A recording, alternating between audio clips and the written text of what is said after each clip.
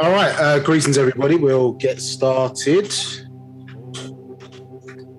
And welcome to another Wu-Sabat Outformation class for the UK. We are doing the proof by way of Nabab Yaanuwn, part 6. On a bit of a different time this month, just because due to travelling and other bits and pieces. So going forward, we should be back to our regular slot, which is usually the first Sunday of the month and the third Sunday of every month, but always, I suppose, check in with our Facebook page, or if you're registered on Zoom, just check your emails, because you get reminders, I think, at least 7 days before or a couple of days before the class is due to run. So, as I say, we will start with a sort of brief overview and introduction, just for anybody who's just joined us for the first time today. My name is Nabab Hess, and I'm a student teacher of the Master Teacher Dr. York, part of the United Sabians worldwide, and locally known as All Eyes in Egypt, Midlands and the North, who bring you this class today. As I said, we've done 5 of these prior. You can find those on our YouTube channel. Just search All Eyes in Egypt, Midlands and the North. So if you need to catch up on previous parts of those, then we'll pick that up in that regard. Very brief sort of overview, and then get into what we want to discuss today. Interestingly enough, we're still just in verses 1 to 23. We've done 6 parts on that. Depending on structure, may move to this next month, and then because there's quite a bit on we want to cover on the science of relationships. So we'll pick that up maybe in the next couple of sessions, do a bit of an overview on that, and then we'll see whether or not we need to cover into these, because it'll be about 8 parts then, which is quite a lot for one book. Okay, so let's start then.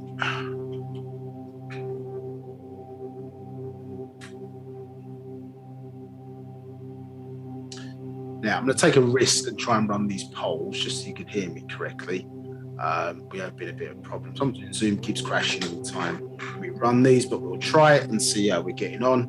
So I just want to make sure that you can hear me clearly okay. So I'm going to run this poll. So for those who are on the call, if you join us on Facebook Live, again, welcome. And we're just checking, as I say, on this poll on the screen. So you won't be able to do the poll, but for those who are in Zoom itself, then just answer to the question on the screen. Can you hear me okay over the Ohm chart in the background? Now, some of you may be on different devices. You may need to swipe left or right to get the whole screen, or whatever, depending on what device you're on. Okay. All right, excellent. Seems most people can hear me okay. And so the next check is just for me to check whether you can see the screen. So again, can you see the screen okay? You should be able to see a picture of a newspaper. Wu-Sabat Outformation class UK at the top, or at the top as a title.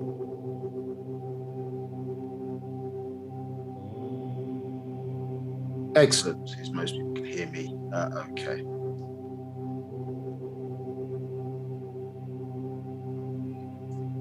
Right, okay.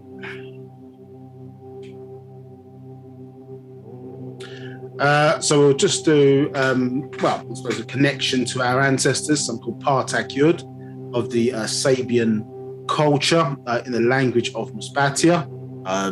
Don't get scared. We're not doing any voodoo or anything of that nature. But it's just as us reimagining as we're coming back into our culture and the renewal of our story every 24,000 years.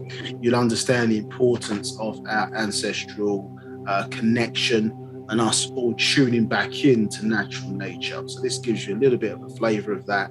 Helps us, as I say, to start the class with a positive frequency, and as I say, by way of our ancestors and Nabab Yaanuwn, that you get good experience and get the knowledge that you need out of this class for ourselves as student teachers, conveying the message of Wu-Sabat to you in this day and time.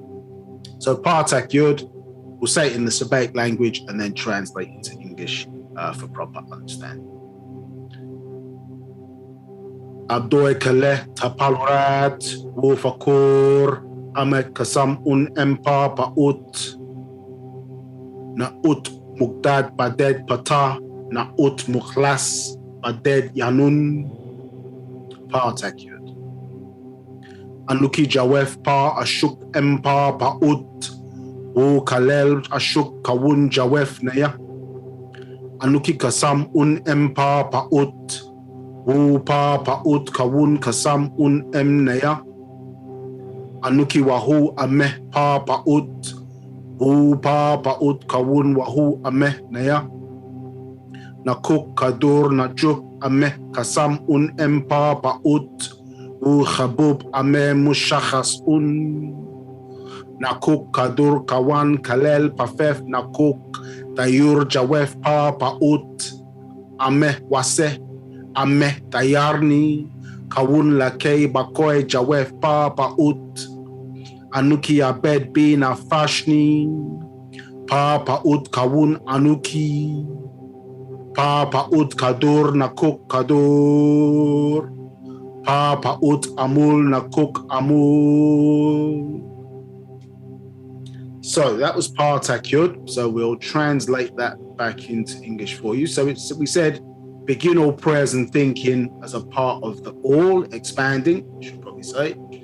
Then we said no God except Ptah, no Savior except Yaanuwn.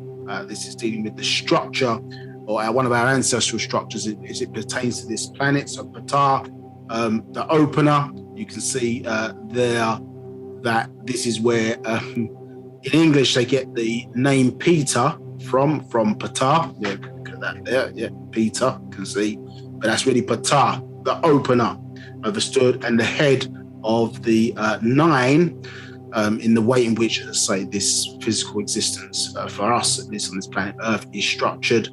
And in this universe, the head of the nine is Ptah, understood? So we give respect to Ptah. And then in this day and time, the one bringing back science of Wu-Sabat, which is the science of the Negroid or Nagaru people in this day and time, to unify us mentally first, and then the physical unity will follow. In this incarnation is known as Pa Nabab Yaanuwn. So in that context, those attributes are given to those, and we recognize the gift of our ancestors for that reconnection. We then say, I'm in the divine love of the all expanding, and all divine love is in me. I am a part of the all expanding, and the all expanding is a part of me. I am one as the all expanding, and the all expanding is one as me. I can be I can succeed, as part of the all expanding and fail as an individual person. I can be all that I want in the all expanding, as long as my want is to stay in the all expanding. I'm never by myself. The all expanding is I am. The all expanding can, I can. The all expanding does, I do. So we've been exploring some elements of this in the previous classes, because the book, the proof, I suppose, goes into some of the details around this. And we've been, focused on a verse in there that deals with a statement being made about the true jigsaw, you understand, which is how the puzzle of existence and then later life for us all sort of fit together, and how our ancestors certainly understood the sort of very origins of existence, and before there was even what you would classify as a starting point or a beginning where things have always existed, and how we are sort of connected to that, and really giving this understanding that there's existence before what people describe as creation. So creation is within existence, creation meaning growth, and specifically in Wu-Sabat, growth into form or system. You understand? So introduced to us by way of the Holy Tablet. So creation is growth into form or system, whereas destruction would therefore be change in form or system. Understood? So, but we existed prior to creation, and this is what some of this is alluding to for us to acknowledge the fact that we are, you understand, not that we are a part of, but part is also can be whole. You understand? So think about the concept of taking a drop of water out of an ocean. When you take the water out of the ocean, you understand, we would maybe name it something else. Maybe say it's a droplet of water, but it's still the ocean. And then when you put it back into the ocean, it becomes you can't tell the part from the whole. Do you understand? So this is what we sort of, as we reread it, keep going over it again, each time maybe it's sort of to contemplate, what is actually being expressed. It's not a thing of us separating ourselves from a perspective of worship. And that's something that was taught in monotheistic religion, was to separate the individual from the deity. You understand? But the question is that when they start talking about, for example, Allah is alone, he has no partners, the same statement, which was broadly copied from the Torah, where they're saying that, God is alone, you understand, he has no partners. But the question is, you, by virtue of the fact that you're there to make the statement, you basically contradict that statement. Yeah, you contradict it by the fact that you exist to be able to say that God is alone. Because the fact that you're there to say it means that God or Allah is not alone, unless you are that God, unless you are Allah. Do you understand? So they don't understand that the hidden meaning of alone was really all one. You understand? So not alone, it's all one. And so in their, as I say, religious degrees, as we step back from that, we go back to the very origins of things in our stuff, there's a recognition that not only are we all one, but we're not alone in the context of that, or how that word means, insofar as we have our ancestors. Do you understand? And obviously understanding that connection, taking us back to the very source of all existence, is really important, so that you're not walking through life, as I say, limping in the Olympics, as they say. Do you understand? Insofar as that your emotional energy or your soul obviously is pointing, or your energy, your emotional energy is being directed to your ancestral power and nobody else's. Do you understand? Because the science of Wu-Sabat, the science of your own, we use the word loosely, we don't really use the word religion, but way of life maybe, or religious practice, should direct or connect your physical being with your ancestors, understood? And any energy that you're expressing should be directed in that direction and not to diverted for the benefit of others. Because obviously you came from that energy state, and when you manifested in the physical, you manifested by way of your ancestors, do you understand? Divine design. Yes, and so eventually your ascension pathway is linked to the fact that obviously we've been taught in this society at least that we're men and women. However, the question is, and maybe we should have asked from a very young age, and we needed it to be answered by the right people or person, is what are you? Because unless you understand what are you, then you don't understand, well, what am I growing into? If somebody says, well, this is a seed of an apple, then you do what's necessary. Obviously, depending on the type of apple it is, it needs a certain type of environment, you understand, to grow. Understand, a certain amount of air, water, sun, whatever the case may be, maybe certain nutrients in the ground, etc.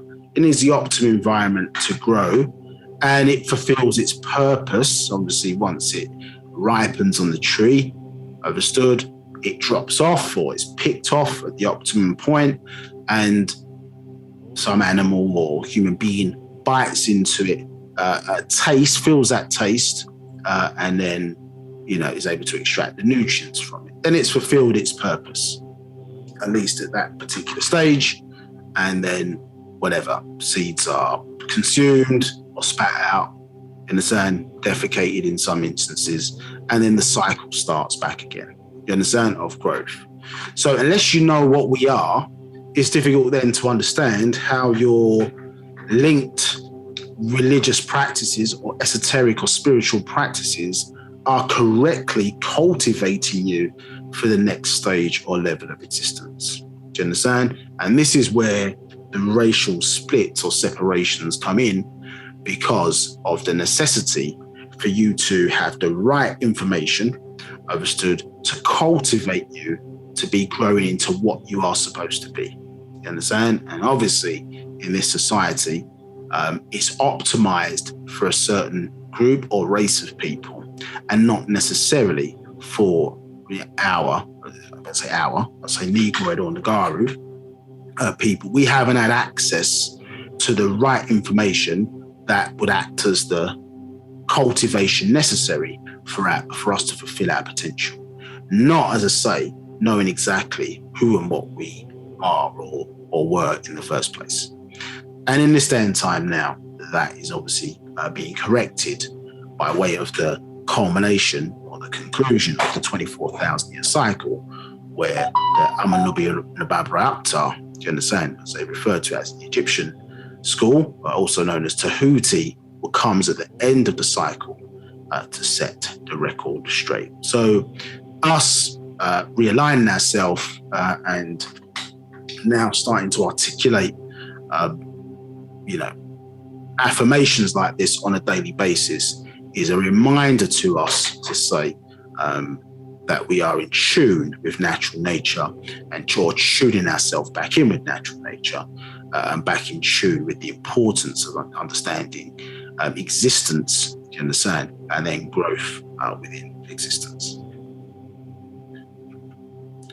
Okay, so just join us for the first time. It's how we sort of use the Zoom platform. So if you need to adjust your audio settings for any reason, that option is there on the left. The chat facility is open, generally for things that aren't questions. So if you need to give any feedback for any reason, then you understand, positive, negative, whatever, then select everyone and then place your comment in the chat. This is an interactive session, so if you do want to ask questions, do not sit there in ignorance. Ask to get full understanding of what we're talking about. So raise your hand, gives you the opportunity to come live and ask your question directly. Simply just raise your hand, and then the facilitator today, Nabab, will press a button and you'll see this message appear on your screen, and just simply unmute yourself and you'll be able to come through live and ask your question to me directly today. If you've dialed in, those options are slightly different. So *9 to raise your hand, and then to unmute yourself once prompted, press *6. So again, you've got the ability to mute yourself and unmute yourself at will at that point. So just stay muted once you've asked your question or finished asking your question, as to not disturb the rest of the call. The other way to ask questions is press the Q&A button, type your question in, and then the facilitator, Nabab today, will ask that question on your behalf if you don't want to come through live. So again, don't sit there if you don't understand something. Ask questions, but generally, relate them to the subject that we're speaking about. It's just that you can master or come away with learning something. Obviously, if it's worth us veering off to the left for a certain type of question, then obviously we'll do so. But broadly, try and keep it so that we're on a certain subject, more so for your learning than maybe our ability not to be able to answer certain types of questions. But if it's worth it for us to go to the left, then by all means we'll do so. Right, no poll quizzes today. You used to have recap quizzes, none today. Some will be happy about that, but sometimes we do have them. Again, it's just a test learning, so really it's a class. You should be sort of getting up to speed or learning some of these Sabian kind of concepts in Wu-Sabat. They're very important. Obviously, at a certain point when the master teacher is free and back around us again, then we want to be up on a certain level. And the difference is that and more importantly, is that we're learning certain concepts that are coming through to us. Again, some of which our ancient Egyptian ancestors or Tamarayan ancestors or ancient African ancestors well understood, and we can see that in some of the sort of what they call hieroglyphics, proper name Safaf, in their teachings and certain concepts that we're now getting up to speed as their descendants in this day and time to understand.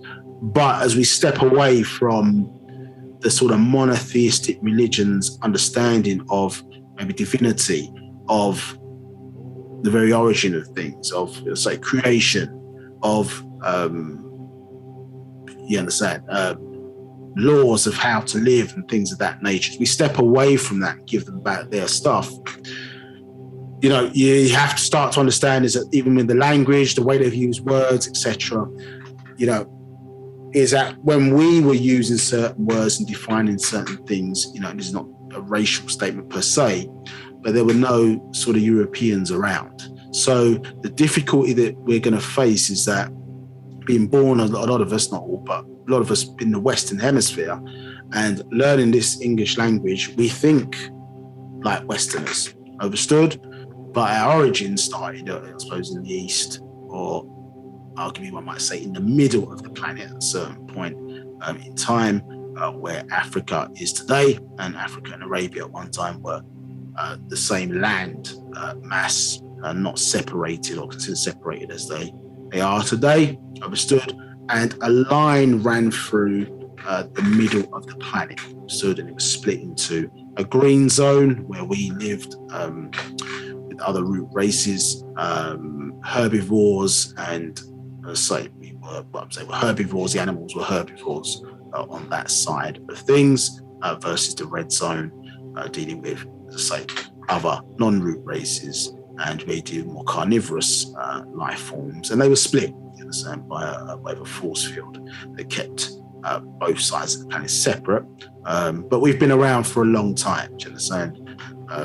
Depending on where you take the aspect of our origin from, but certainly have been on this planet for a very, very long time. So point being made is that you have to understand our stuff to understand us, and there's a certain point where you can't compare it to you know, what we've been taught by the Europeans. Our stuff is our stuff, so you know, you can't keep doing comparative studies, which is why we sort of use the Bible, Quran, and things of that nature for comparative studies to show you, listen, this is how certain concepts have been shown, because oftentimes what's happened, they've been copied from the original. But at certain points we step in to really get an understanding. You have to master, excuse the pun, but master what the master teacher is teaching. Do you understand? Because it's walking you back into the mind of your ancestors, and that's why we sort of go back into the past, but really to come back forward into the present so we can take control of our fate again. You understand? So in the monotheistic religions, it was based on belief and faith. So you're replacing faith by taking control of your fate, you know, F-A-T-E, once again, because you know the direction, or have an understanding at least of the direction of travel, based upon you optimizing yourself by fulfilling your potential, having the right information and understanding, let's say, your ascension pathway as designed and laid out by your ancestors as part of our natural growth in natural nature.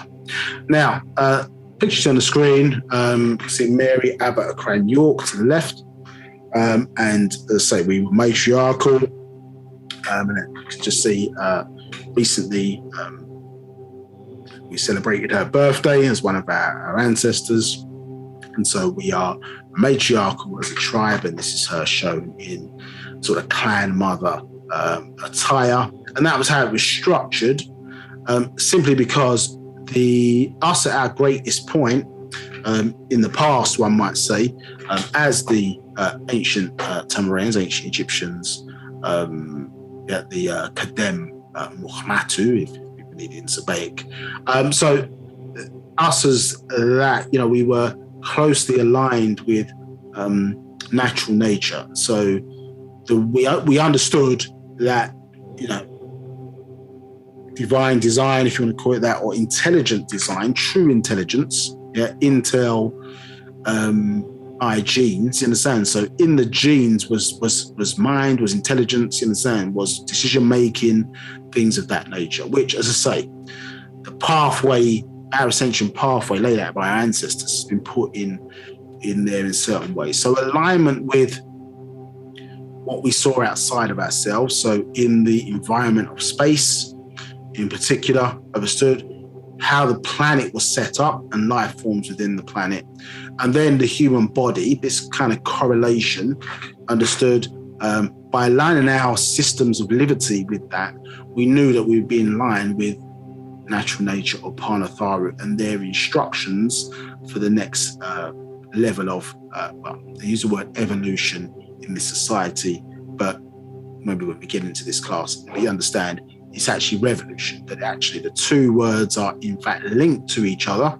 Evolution has certain meaning, and then if you add the R to it, you get revolution. You understand? So revolution would apply really to the Nagaru and how we grow, to use that word more appropriately, and evolution applies to our counterpart or our opposite, which is the Mukasu or the Caucasian, do you understand, who go in the opposite side of the circle in the other direction. So that's why they talk about evolution. And the two words, as I say, are linked. Now, we understand context by way of the master teacher, but they're not linked when you're just speaking the English language, no correlation to them. And this is the type of things that, as I say, as our eyes, all of our eyes are opened, physical and our mind's eye, as I say, the facts of Wu-Sabat start to force our mind's eye open to start to see these things again, as say, having an example by way of the master teacher to point these things back out to us, understanding, as I say, context of how words are created and how language is used. You understand? So matriarchal, when you look at all of our natural systems, is the direction. Doesn't necessarily mean that women are superior or to men, or men should be worshipping women in that regard. I think obviously you have to acknowledge the greatness. You have to acknowledge that women have more genetic material than men. It was interesting having there's this new AI, isn't it? Chat GPT. I don't know if you've had to play with that. So I was playing with the Chat GPT and asking it who came first, women or men, and it would give me a straight answer.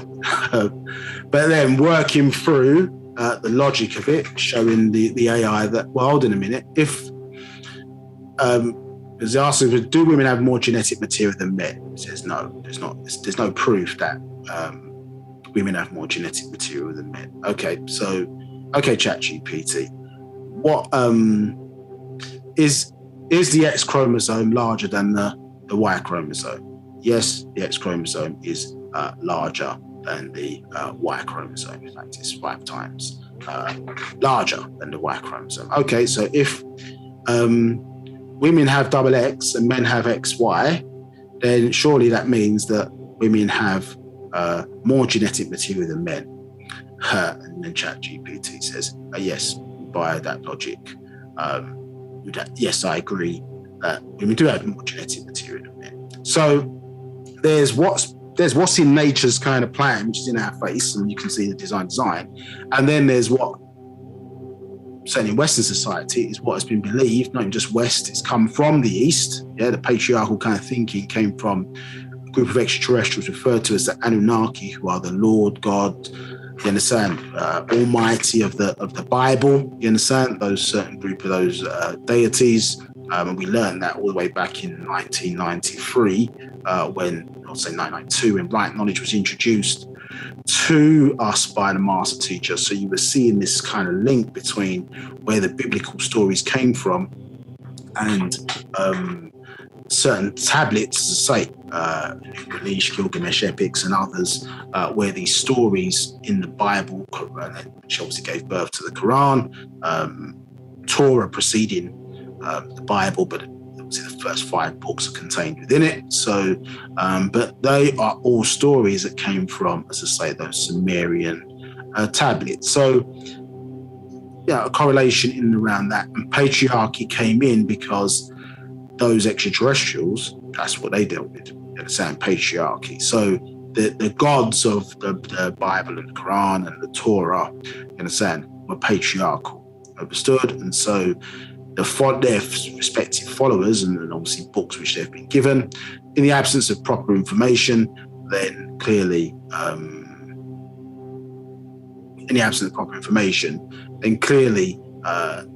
your God has been given, or their God has been given, the classification of he, you understand?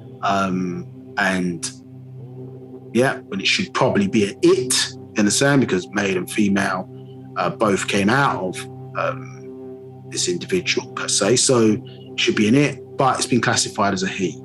So once you start stepping back into the origin of certain things, then you can see why things are classified. You understand? So somebody has to understand the context of why certain things were written a certain way. And obviously that has shaped the mind of the people and the individuals. And what's quite interesting is that, when we start looking at, certain things, I suppose if people were, for example, if they were minded to do so,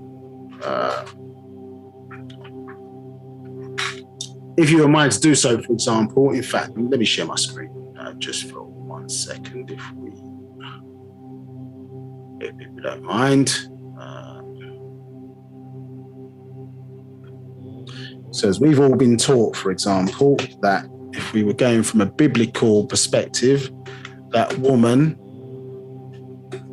came from the rib of a man, correct? Yeah, most people would probably agree with that.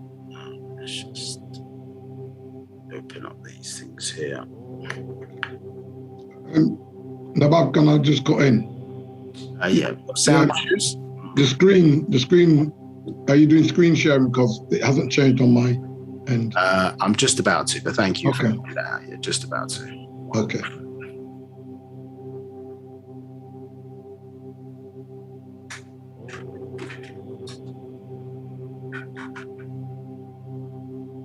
So if we, I'm just going to switch.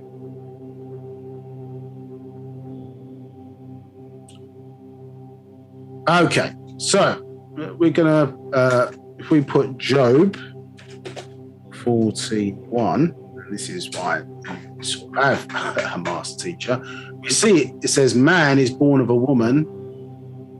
So man that is born of a woman is of few days and full of trouble.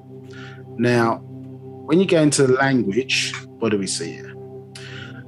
We see here the word Strong's Concordance number 120, correct? And what do we see here? We see Adam, that is born of a woman, you understand, is of few days and full of trouble. Yeah, so the fact of the matter is that, and here we see the word Yalad being used, so that means of physical birth.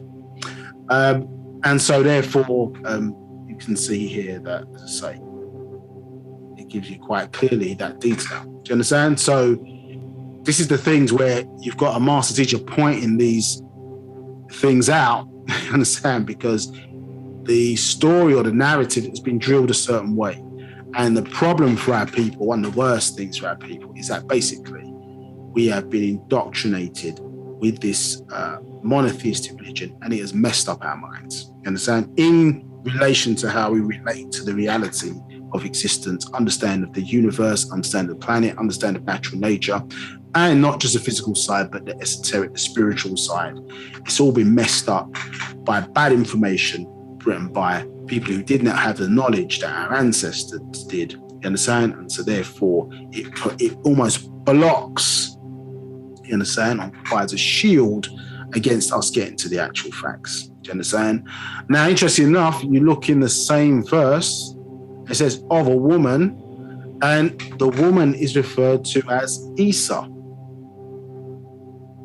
which obviously when we think about the name that the Muslims or those who follow the Islamic tradition use for the Savior Jesus, what is the name?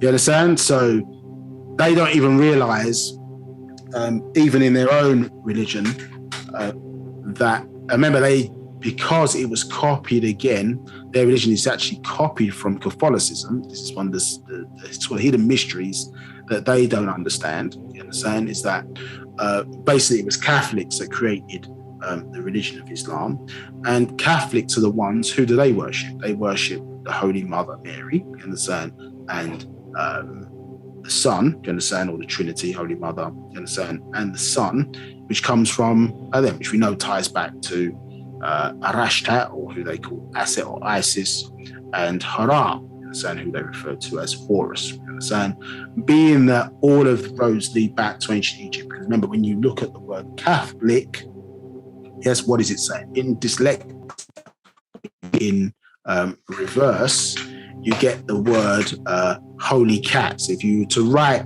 holy cat, you understand, and then write those words backwards, you get cat holy or cat holistic sciences, Catholicism, because they worshipped the Sphinx, you understand, or Paruti as it's referred to in the Sabatic language, you understand, and the original face on the Sphinx was female, it wasn't male, you understand, a female, one of our ancestors by the name of Hatat She'ep Satuk, or some say Hatshepsut, you understand, but Hatat She'ep Satuk in proper tones.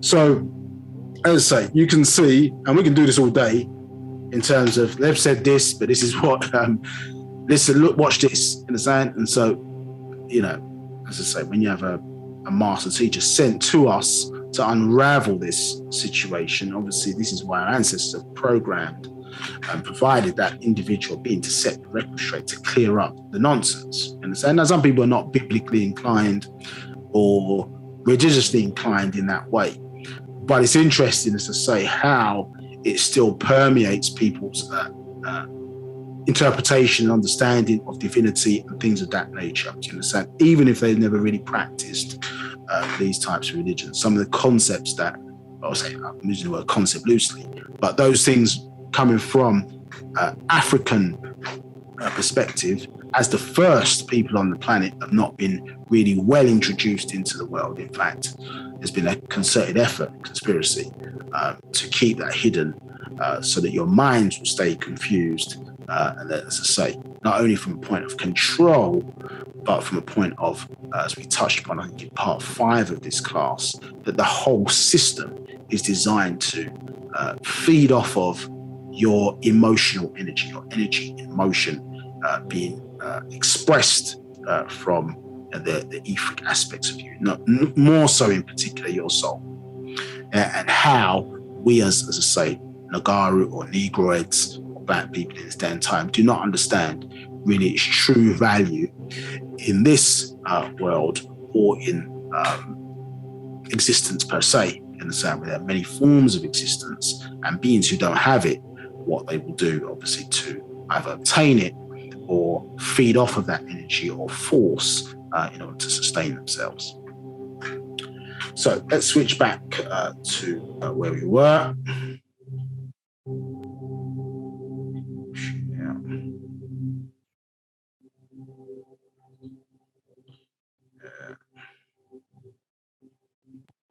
Right, so a bit of a long-winded way of saying we're matriarchal, you understand? And so the previous parts of this class, feel free to check them out on our YouTube channel if minded to do. We'll give you some understanding, as I say, of why we are.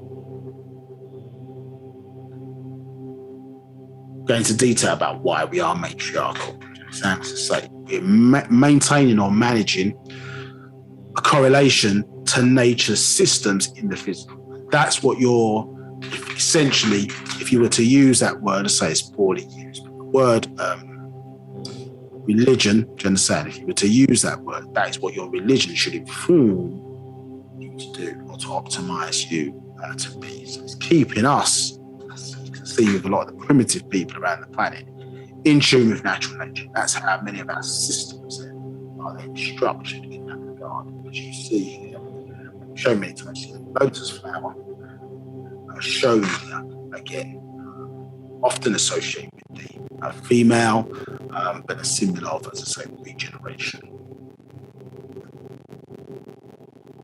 So, sacred masculine, the master teacher's father, Al-Hadi Abdul Rahman Al-Mahdi, was born 1922, was assassinated in 1970, but links into the Sayyid family. And I keep saying it, we'll do a class, maybe this book here, Hadayan, the guidance, to go into that side of things, to say,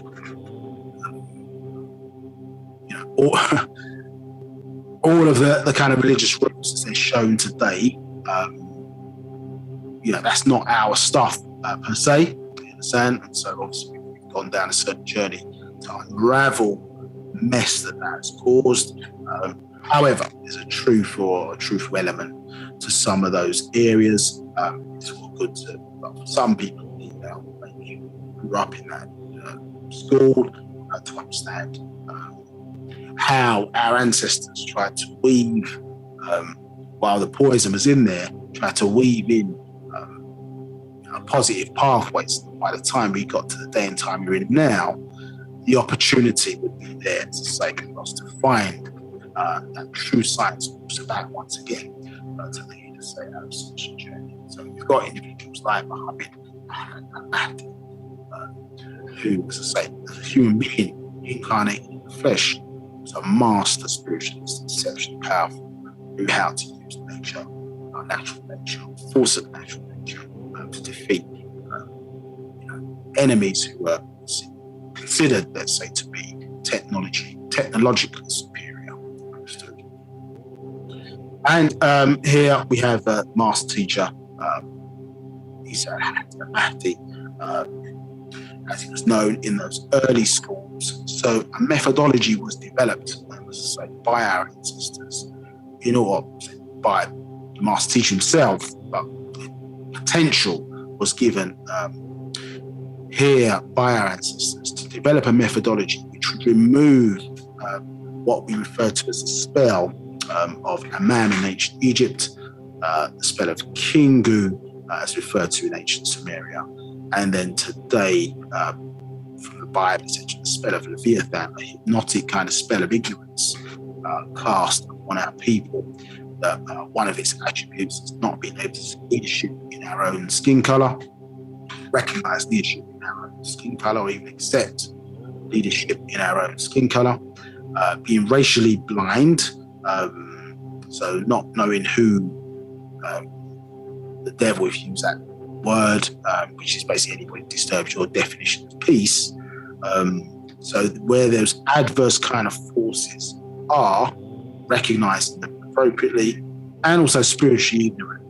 And so we don't understand, or have a lack of understanding, I should say, of how the universe works, how nature works, the correlation we've been talking about in these last parts of classes, having strong understanding of that, and how nature works for you. You understand? So we have been victims of white magic, where as a group of people, for example, if everybody else has a deity who's like them and after their likeness, but we're the only ones, or more so, who they want to then convert to a different vibration, where we have a deity that looks other than self and kind. Do you understand? And so on the person's mind, that is a form of white magic. You understand? And even in their Bible, you see the concept of in Genesis chapter 1, verse 1, where it talks about God in the beginning. Do you understand? That God, or word Elohim, as they use in Hebrew, a plural, it's not a singular. So, and as you saw throughout Torah, where the reason why God had to say that he was alone, don't put any other gods before me, because obviously there was other gods about who people could technically choose if they wanted to go against their deity. Do you understand? Now, whilst there's no evidence or proof that those events ever existed, what it's showing you is that basically there are different deities for different types of people on the planet. Understood? So this is what you understand, this concept: different deities for different people on the planet, and different creators and different designers for different types of people on the planet. Now, they all come from the same source in the main, I should say. If they're naturally occurring, which is obviously us as Negroids, for example, specifically the black woman, or the Sands people of South Africa. Yeah, the Sands people of South Africa are the first human beings who evoluted out of the waters, and we went through this in some detail in the last class. Yeah, we didn't come from monkeys. Yeah, we came from the waters of this planet as mer men and mer women. And that mer ties into not only the word for pyramid, you understand, but it's also for the word for the third eye. You understand? And how you know one of our closest ancestors on this planet is in fact the dolphin. You understand? And the dolphin, well, it was used to transport our genes to this planet by way of Sirius, and defecated in the waters here, which led to, as I say, single cell amoebas into protozoas, etc. Now it's a much more complex life form. But if you look at how dolphins see or how they interpret the environment around them, they use sound, correct? By way of echolocation. So our third eye, you understand, obviously is linked to, as I say, our ability to process sound. Brother Nabab, I think, did a couple of classes, the last one on the science of sound. But you can see, as I say, that our third eye, understand, capabilities or characteristics, certainly is linked to our ancestor, understand, based ancestor, the dolphin, who have a larger brain than human beings. Understand? And actually, if you look at the way dolphins speak, yes, and that language, yeah, clicking sound, yes, and then you go away and do some research and look at the way in which those earlier Africans sounded, yeah, with the clicking sound, it's called Khoisan, yeah, looking into that language, that is a clicking language in South Africa, understood? Before, as I say, the FOX2 Pro gene was activated in women first, which basically developed much more complex vocal cords in human beings, which allowed us to develop, let's say, more complex speech on into more complex language that we speak today. Do you understand? So there's a linked pathway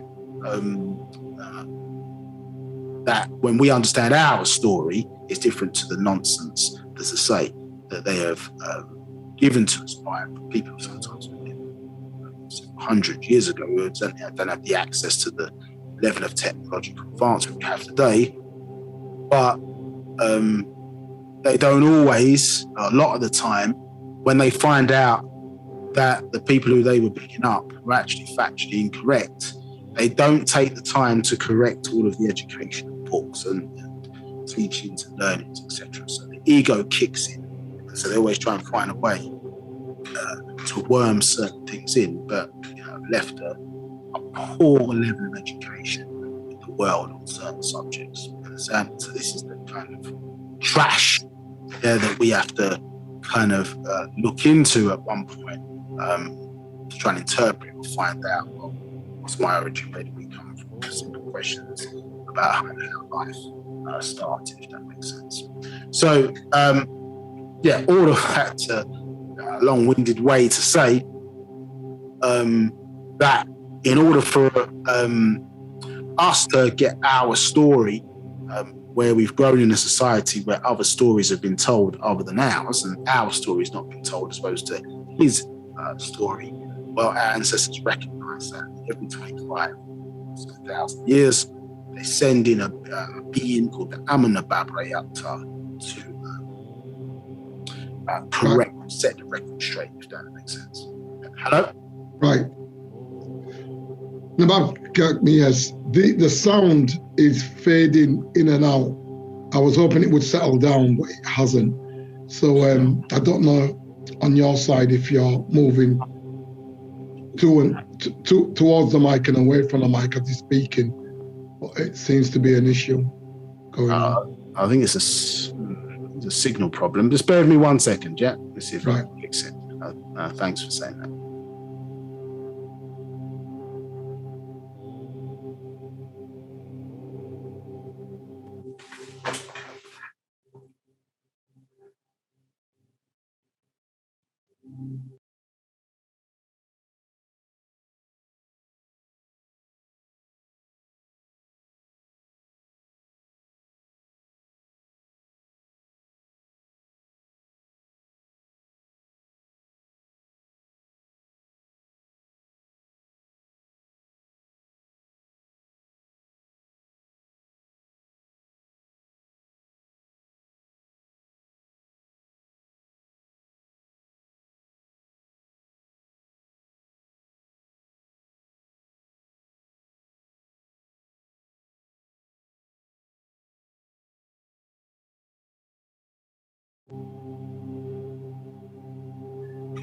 Is there any change or is it the same? Right, your volume's a little bit louder, so as you go along, I'll let you know if it's steady. Okay, appreciate that. Okay.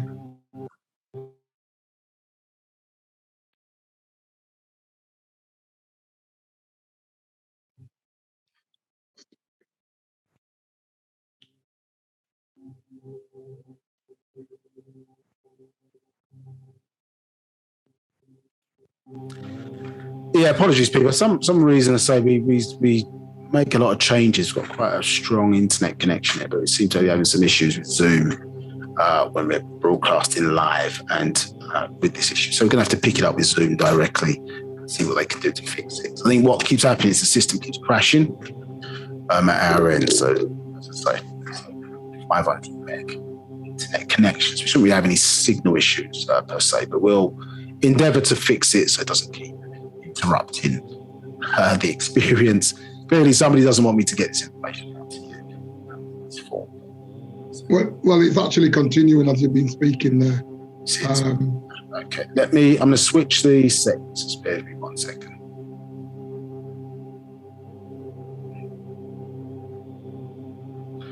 Right, is that too loud? No, because I think the audience can turn down their volume at their end if it's too loud. Okay. Right. Okay. Check one. Is that worse or better if I change that setting? That sounds okay. Like we're going in the right direction now. Okay. All right. Let's continue. Okay. Right. Yeah, you'll have to probably keep giving me feedback. One of the audiences just said that's better. Oh, that's better. Yeah. Okay. All right. Okay, so let us move forward then. So if you want more detail on the introduction part, just check out some of the other classes, or excuse me, other parts of this class. We go into the introduction in a bit more detail in part one. But I think it's probably better for me to move forward. Otherwise, we won't get to where we want to be today. Now, this interesting stuff that I'm bypassing. If you do want to know more, I've asked questions, or as I say, check out the previous parts of this class. Now, we were sort of getting people to understand. In fact, let me just go back just for a second. And the reason why we sort of spent so much time on this sort of section is because in verse 2 of this book, as I say, actual facts number 108, and it was a statement here, just because we haven't been along for a long time, probably worth me just reading these first couple of verses. So verse number 1 said, in the beginning were the sons, and the sons are within, fatir al-fatir, natural nature, and the sons are natural nature. So for us, very, very importantly, what the master teacher there was setting out was that our perception of what divinity is, you understand, and terms that have been used may be wrong. Most High, you understand? God, deity, things of that nature. Well, when you understand it from our perspective and how it was recorded on the walls in ancient Egypt, is actually very clear. Not only what that concept of deity was, but then how that has been copied into the monotheistic religion, who understand that concept, but in the translations and the way it's been drilled, you understand, by many teachers within their own culture, we have made that which was simple highly complicated. Do you understand? So if you go to let's go to Psalms 84:11, for example.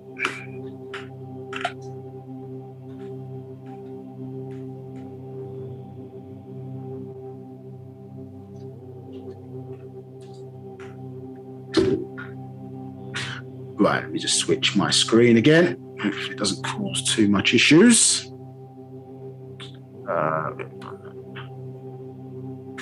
Just switch that over.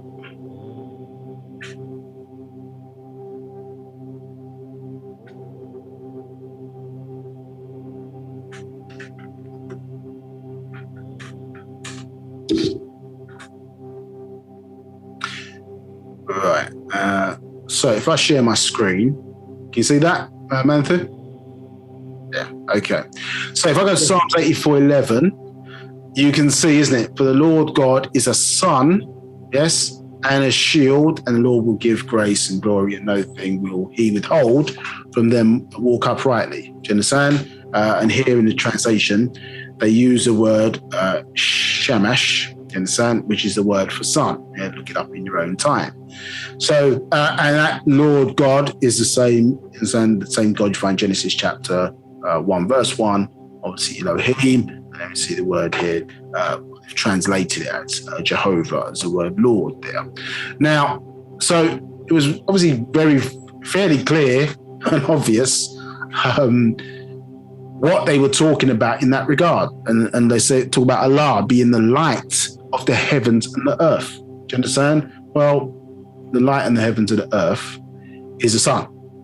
Do you understand? So it was quite obvious what we were talking about, but for some reason we became, or confusion came in by way of bad teachings. So when you ask a person, well, who's their mother? If they know that, they've got a visual image of that. You ask a person who their sister is, if they've got siblings, they've got a visual image of that. You ask them who their father is, so on and so forth. They've got a very clear visual image. As soon as you start saying God, Allah, and these terms, now there's no image. Do you understand? And how, as I say, very clear how that game was played, and a separation, as I say, from reality for us, where we are living in this day and time. The fact that you're here, it means you must have a mother and father. Do you understand? That's your first reality of you.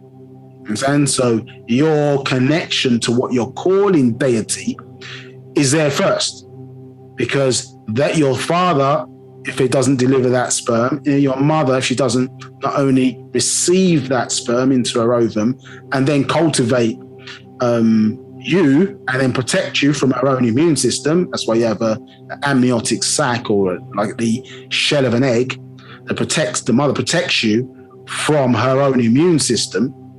Yeah, which will obviously, because you're a foreign entity within your mother, those are your deities. You understand? Whether they're good, bad, whether they treated you well, whether they did not treat you well, that is your deities. Without them coming together, you would not be here. You understand? But what they've forced us to do, or tricked us, is jump 1400 years back to a person named Muhammad, who, you understand, we don't know existed. You understand? Now, he was a real person. But jump back 2,000 years ago, not proving that Jesus existed as a real person. So you're jumping over all these reality of who your ancestors were to back to 2,000 years ago to worship somebody who you don't know existed. Then jump back 3,000 odd years to Moses and worship somebody who you don't know existed. You understand? And then you ask most people, well, can you name your 4 generational ancestors, because the 30 people in your 4 generations, you make up number 30 or 1, depending on how you look at it. Understood? And you can inherit any of the characteristics. There's a 1 in 30 chance or 1 in 29 chance of you inherit any of the characteristics of any of those people within your 4 generations, how you look, so on and so forth. And these are the voices that you hear in your head every day. We ignore those individuals or have not understood the importance of those in our day-to-day lives, in our decision-making, etc., etc. You understand how we look, how we feel about certain things, desires, the voices, etc., that we're hearing in our head on a constant basis, how we react in certain situations, our life expectancy, what diseases potentially that we may inherit, what attributes and greatness to sitting in there, which we can utilize to make life easier in this life for us. All of that gets ignored to some character that we don't even know even exists, or we didn't even prove those characters even existed. Do you understand? Yet, right in front of our very eyes, yes, was when we walked out every day, yes, we saw this thing up there called the sun, which you place little or no value upon it, because you were taught that it doesn't have intelligence. You were taught that it doesn't make decisions. You were taught that, oh, it's just there to light up the night sky, so to speak. You understand? Or to give us daylight. That's why they're there. Yeah, not the level of complexity, or in our story as we see here, that is telling you the suns, the true Kakabat stars, are Parnatharu. So this is our etheric ancestors, and also where they're, as I say, the word deity, if people want to use that word, although you are a terrestrial version of that, is used. You understand? And that's why you saw many pictures or depictions of ancestral or deity or divine principles being used, where the sun was shown above the head of your ancestors. Yeah, to show its importance. So the true, think about stars, Parnathara, which translates as overseers, who grew absolute natural nature from and of omniverse, all, omniverse, everything, all, into the universe, the all. So there with a definite article. So this is telling you, or telling us, who is responsible for creation and the importance of these stars or suns. You understand? Obviously, which we know there are, billions of them within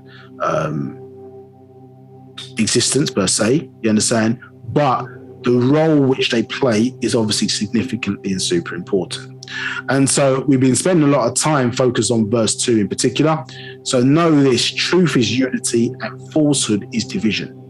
Truth is unity because the pieces of the true jigsaw puzzle fit neatly together as one unit. And falsehood is division because it is just the opposite. So it's this idea that at a certain point that we see ourselves obviously as individuals, isn't it? Yeah, but the fact of the matter is that we are not individuals insofar as the context of being separate, but we are individuals insofar as we talked about earlier, being part. Yeah, and how those rules of things means that for us, you understand, being part of the, in inverted commas, the water of existence, if you understand it in that context, that when you pull one of us out of the whole, you're seeing the whole, but it's really part. Or the part is also whole. And when we merge back together, then we become the whole again. Do you understand? And so us being that jigsaw puzzle, I mean, every great leader that's ever come and taught our people, or sought to teach our people, has taught us that our strength is in our unity. What the bit that the master teachers now added to that is that you have to understand that you must cultivate your being, you must cultivate self, you must cultivate one's mind to become a piece, or remember at least that you are the piece of the jigsaw puzzle that makes up existence.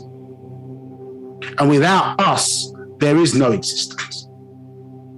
That sounds like a very egotistical statement to say, but when you start to analyze your own divine design, you understand that our ancestors, for very good reasons, projected, their mental abilities into us as their children, on this level of existence. Yeah? Panatharu themselves do not descend down, or won't descend down, unless specifically instructed to do so, below the fourth level of, or fourth plane, which is the mental plane. Thereafter, you have the spiritual plane, plane of force, and then us here on the physical plane. Yeah, to not get caught up in the lowest level of vibration. But we are, as I say, like an echo, we are the terrestrial representation of a sun. We are a sun, incarnated. Yes? And so us understanding how we fit into the bigger, piece of the puzzle, as you see, as we start to grow, revolve, if we want to use that word. And there was an interesting movie. So it's a rubbish movie, but it's an interesting movie. I think it's called The Gods of Egypt. And so Master Teacher said to watch it at a certain point, not because the movie's any good, and it's, as I say, got a lot of inaccuracies in it. But what was interesting was, in that movie, was one, that the deities or gods in the movie bled gold. Yeah, it was an interesting observation. The other interesting observation is that the higher the individual rose, so if you compared in the movie Horus's behavior to who they call Ra, you understand, or Ray's behavior, you can see that Ray always had something to do. In fact, his job in that movie was to protect where they were in physical existence and stop the adverse forces from entering into their realm. And to do that, you had to push the sun. I think in the movie, you had to push the sun in a certain direction. You understand, pushing this machine or whatever to raise the sun or cause it to move in a certain direction every day. So they say to keep these lower forces at bay.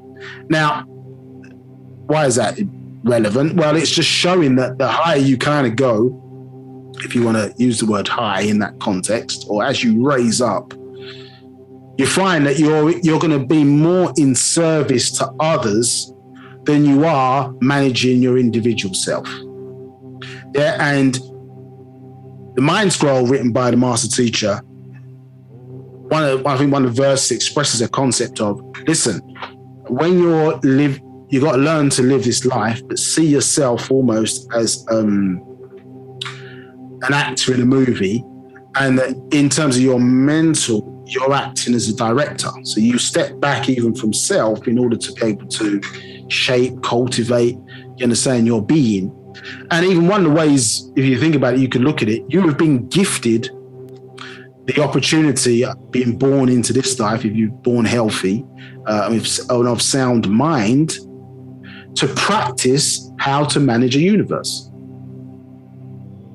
You think about, because you're not your body, if you look into a mirror and stare at yourself for 10 to 15 seconds or whatever, you'll find out very quickly there's a separation between the inner you and the outer you, or the, we may call it the synthetic you, but our version of synthetic is within nature because it's the highest form of technology, at least for us. You understand? So you could argue that your life here, you understand, is giving you the opportunity to show or demonstrate how to manage a universe. Yeah? How one takes care of their body, how one takes care of their mind, how one cultivates himself. Because up to you what you put broadly, you understand, what you put in and out of your body, how you treat it, so on and so forth. Obviously, you inherit a number of positives or difficulties depending on how your ancestors have lived prior to you, and also the in-housing of your body with spirits that are not part of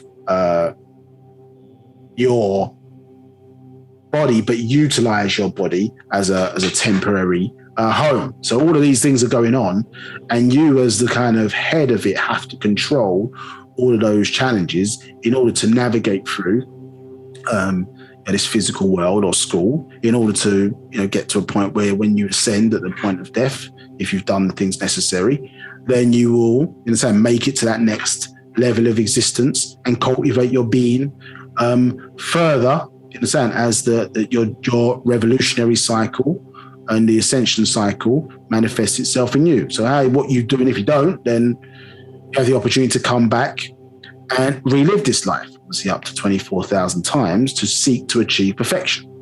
So the reality of it is that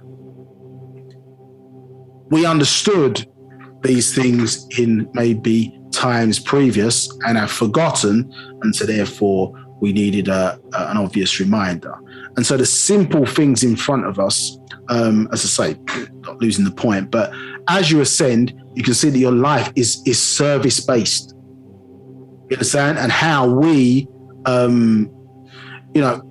if you understand what that true jigsaw is, then you have to work in a way to fit in or make the system work. Understand? And sometimes that means subjugating or adapting one's ego to be able to work with other people, isn't it? So the system works as opposed to it catering for you as an individual person. Do you understand? As I say, there's a statement made in Nine Ball: what is best for the race is not always best for the individual, but what is best for the race is always best for the individual. Yeah, so as you get maybe more mature, if you're not born with this understanding of attributes, then you learn how to work with other people. You understand? That is a characteristic of high intelligence. Yeah, so ability to understand the context, what's needed, and to adapt ourselves accordingly to work in the best way possible for unity. Do you understand? And how, as I say, our culture seeks at least to remind us of this at every opportunity. You had to go through, or the master teacher put us through various different schools to understand, in at least that everything that has been taught or done is there for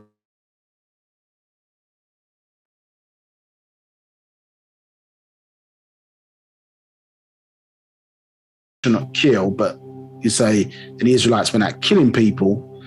The issue is that, well, how did that law come in? Why was it there? Who did it apply to? Do you understand?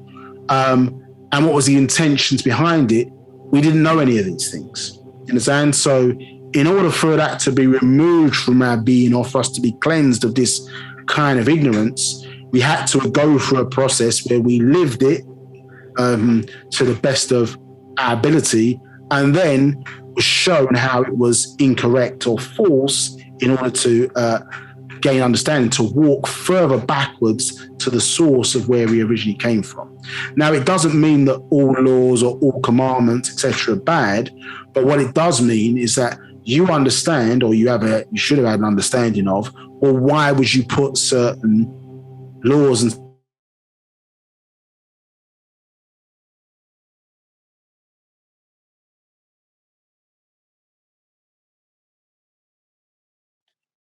Nabab, you've dropped out.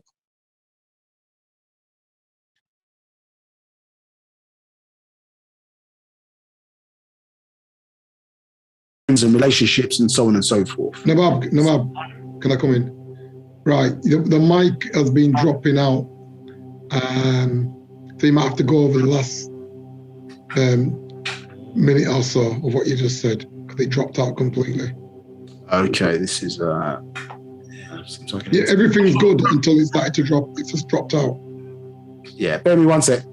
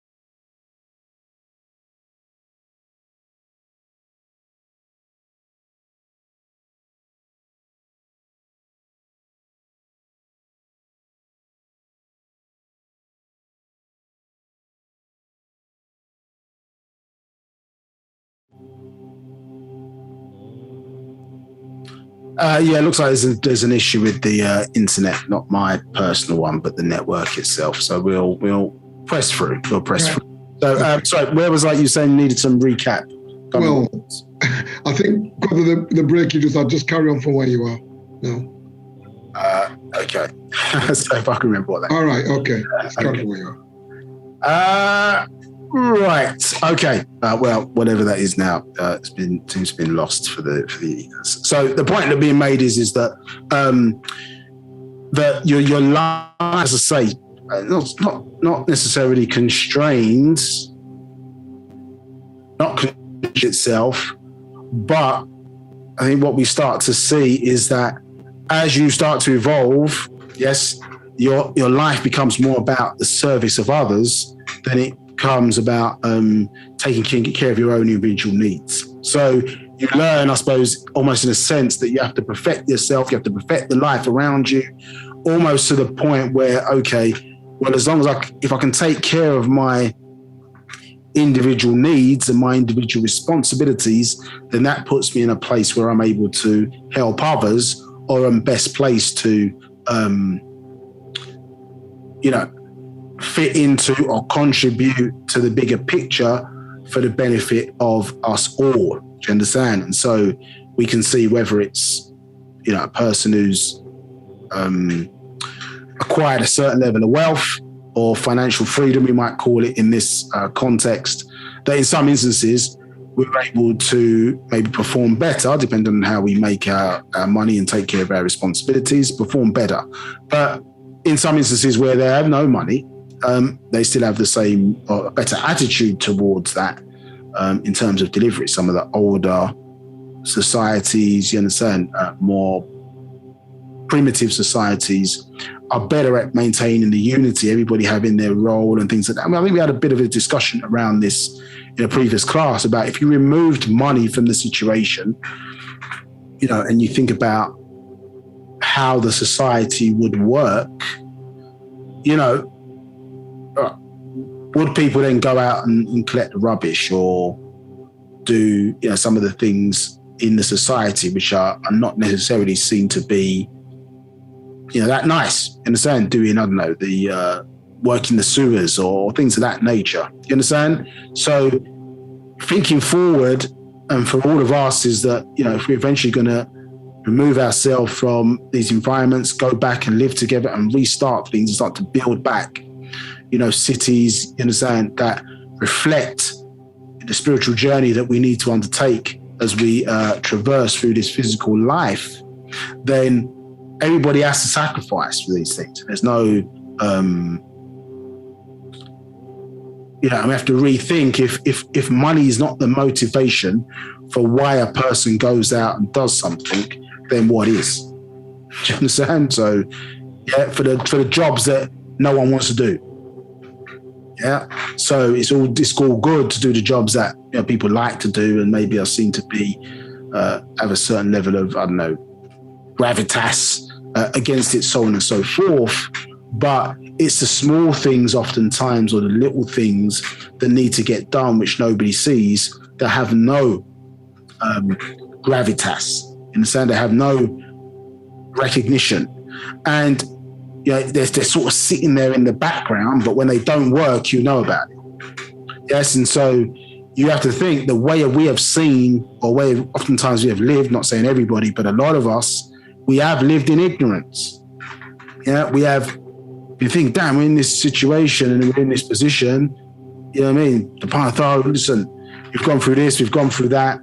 It may feel like we're alone, but the question is, when we walked out, was the sun shining? Do you understand? When we walked out, was there rain at the right times? When we walked out, were we close to fresh water to drink? You understand? These certain basic things, which we say the best things in life are free, shows that we were not alone at these times.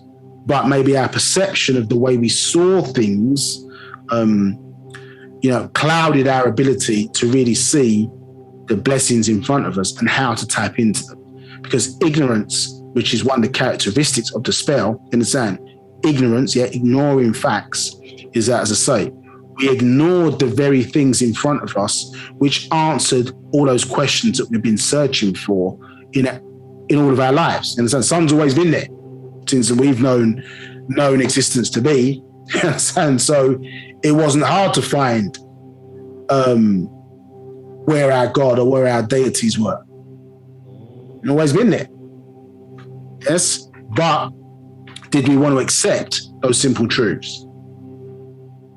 Yeah, so it's important, as I say, this statement has taken, let's say, a long time, but we've done 5 parts of just delving in and around it, because it goes to the heart of who we are and the heart and the science of us as Nagaru, that in order for you to stay in a unified fashion, and as one unit in that context, the science of that is based upon us not being in need.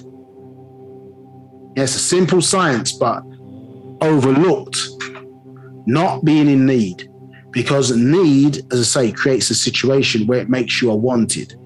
Meaning to say that if I'm in need now, as I say, any force potentially could come and try and fulfill that need, and more so when we're in situations of desperation, then you have to choose sources of forces, you understand, that are not necessarily fulfilling that interest with the best intentions, you understand, for you, and actually can put you in situations where you're being manipulated, which we find in, most of our lives. You understand, if you're in a situation where you can't afford to pay your bills, you understand, then you're in a situation of need.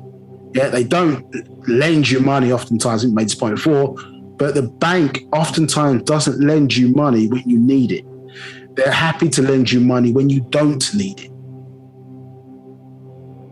Yeah?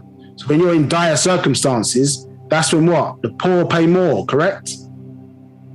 Yeah, so they put their foot on your neck when you're in need, not necessarily there to prop you up and help you out of many type of situations. But if we, as a collective, understand the science of that, and then this is what I'm saying, this is when you open yourself up, in our context, to Six Ether and other forces as they come through the door. Yeah, because that door gets opened where we're not unified. Yes, and so, or when somebody wants to do their own thing. Yeah, how many times have organizations fell down because, somebody wants to move against the rules or doesn't want to follow X or Y or Z, you understand, because of the importance of maintaining unity. Well, no, my needs, or the person did this or that, and so therefore they want to do their own thing. So then division arises. Or people may come up onto somebody and then decide, listen, I don't want to be under you. I want to lead, so therefore I'm forming my own organization. Do you understand? And so therefore you branch off and you separate, but you never really get to any real strength because you're doing your individual thing, the other person doing their individual thing. So it might be good to take care of your own family and all that, but it's not necessarily something where you're powerful as a race. Yeah, to really make changes or when things happen, to defend, you understand, your race or your situation, things of that nature, because we're so disjointed. So you can see why a spiritual science or the purpose of a religion, you understand, really helps to build, or is supposed to help build, that unity. Even in their own religions, they are all divided. But in certain instances, they can at least come together and say, oh, this person's Muslim, I'm Muslim. This person's a Jew, I'm Jewish. And so they're sometimes against others, they're able to unify on those bases. Whereas we've been in everybody else's religion, and so they've kept us mentally disunified, deliberately so. You understand? So this is the importance of us understanding the science of us and what was gifted back to us, as I say, which is our science as a race, called Wu-Sabat, which enables us to unify mentally, and then the physical unity will follow. But now you're understanding this correlation between different types of design, where it all leads back to the source, but it's the acknowledgement, as I say, of who you are as the all within all.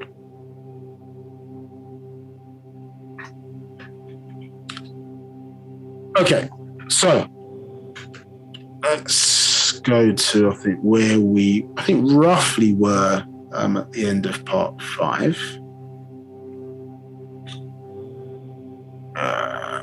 Let's see.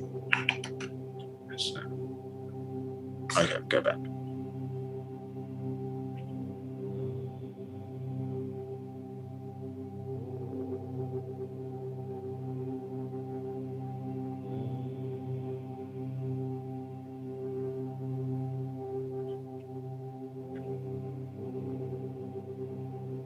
So close your eyes just for a second if it makes you sick.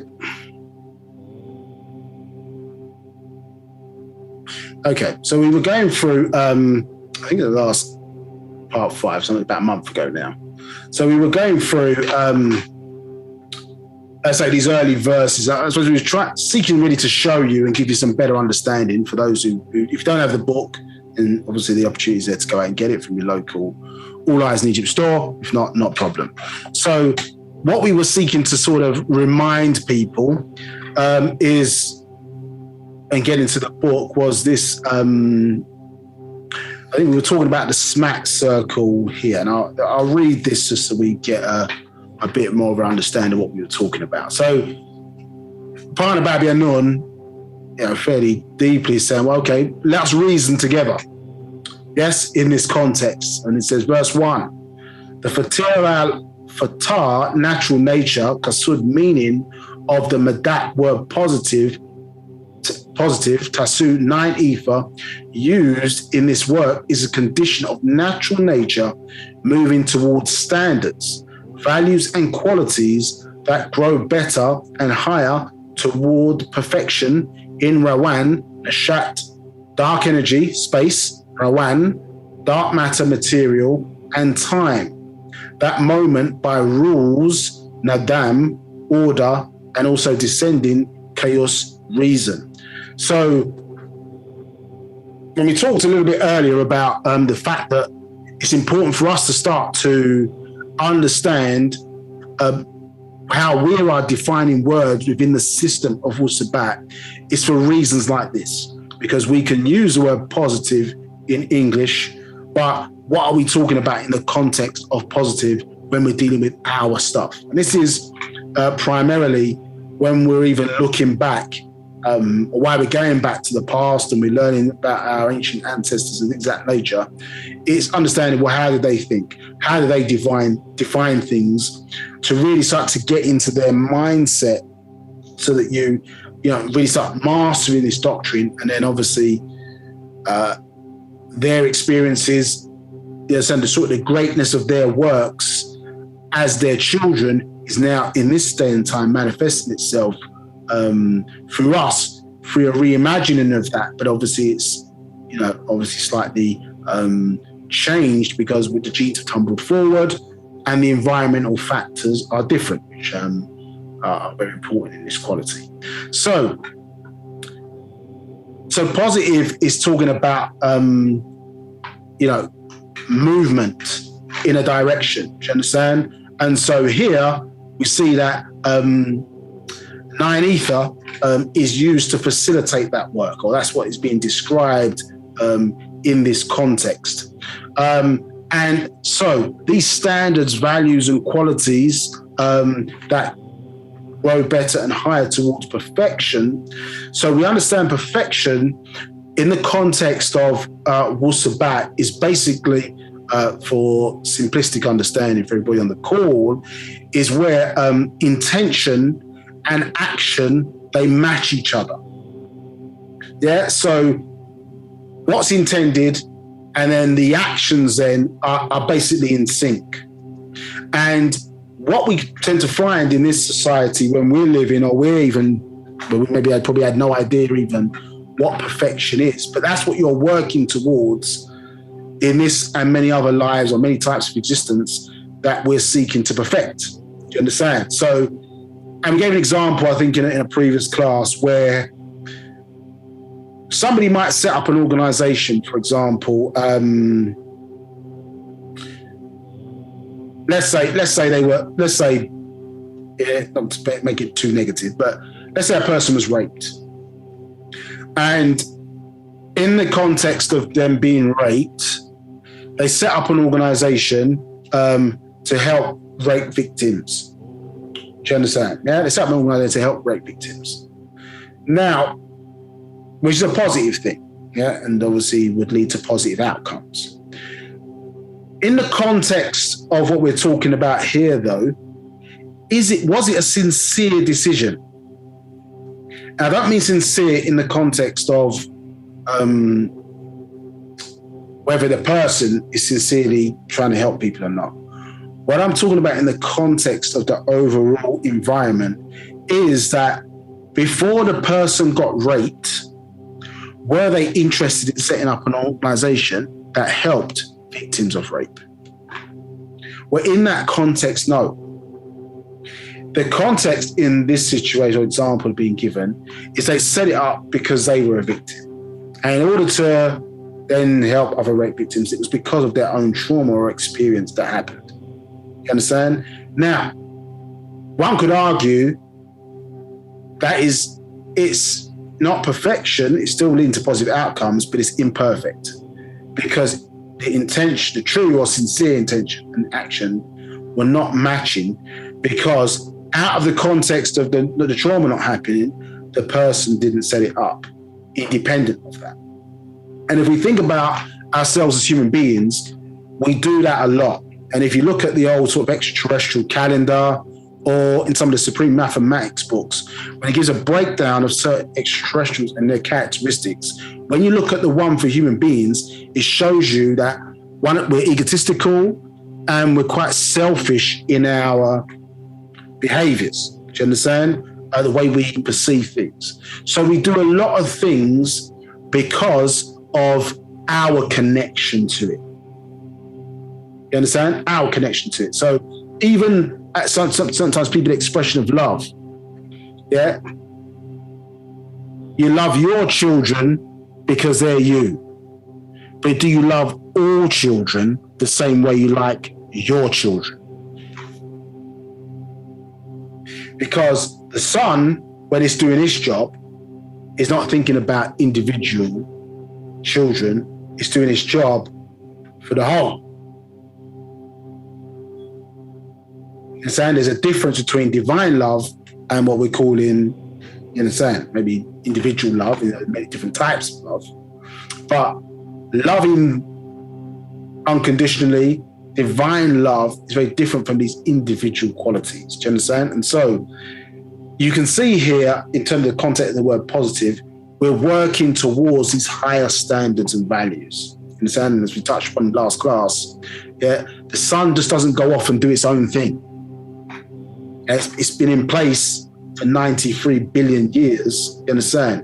And its output, as to the best of its ability, has been as strong as it can be, you see, minus, age and different things and factors, which it will eventually deteriorate, you understand, and then explode once it comes to the end of its own natural lifetime, and it will have its own ascension journey in the context of its life.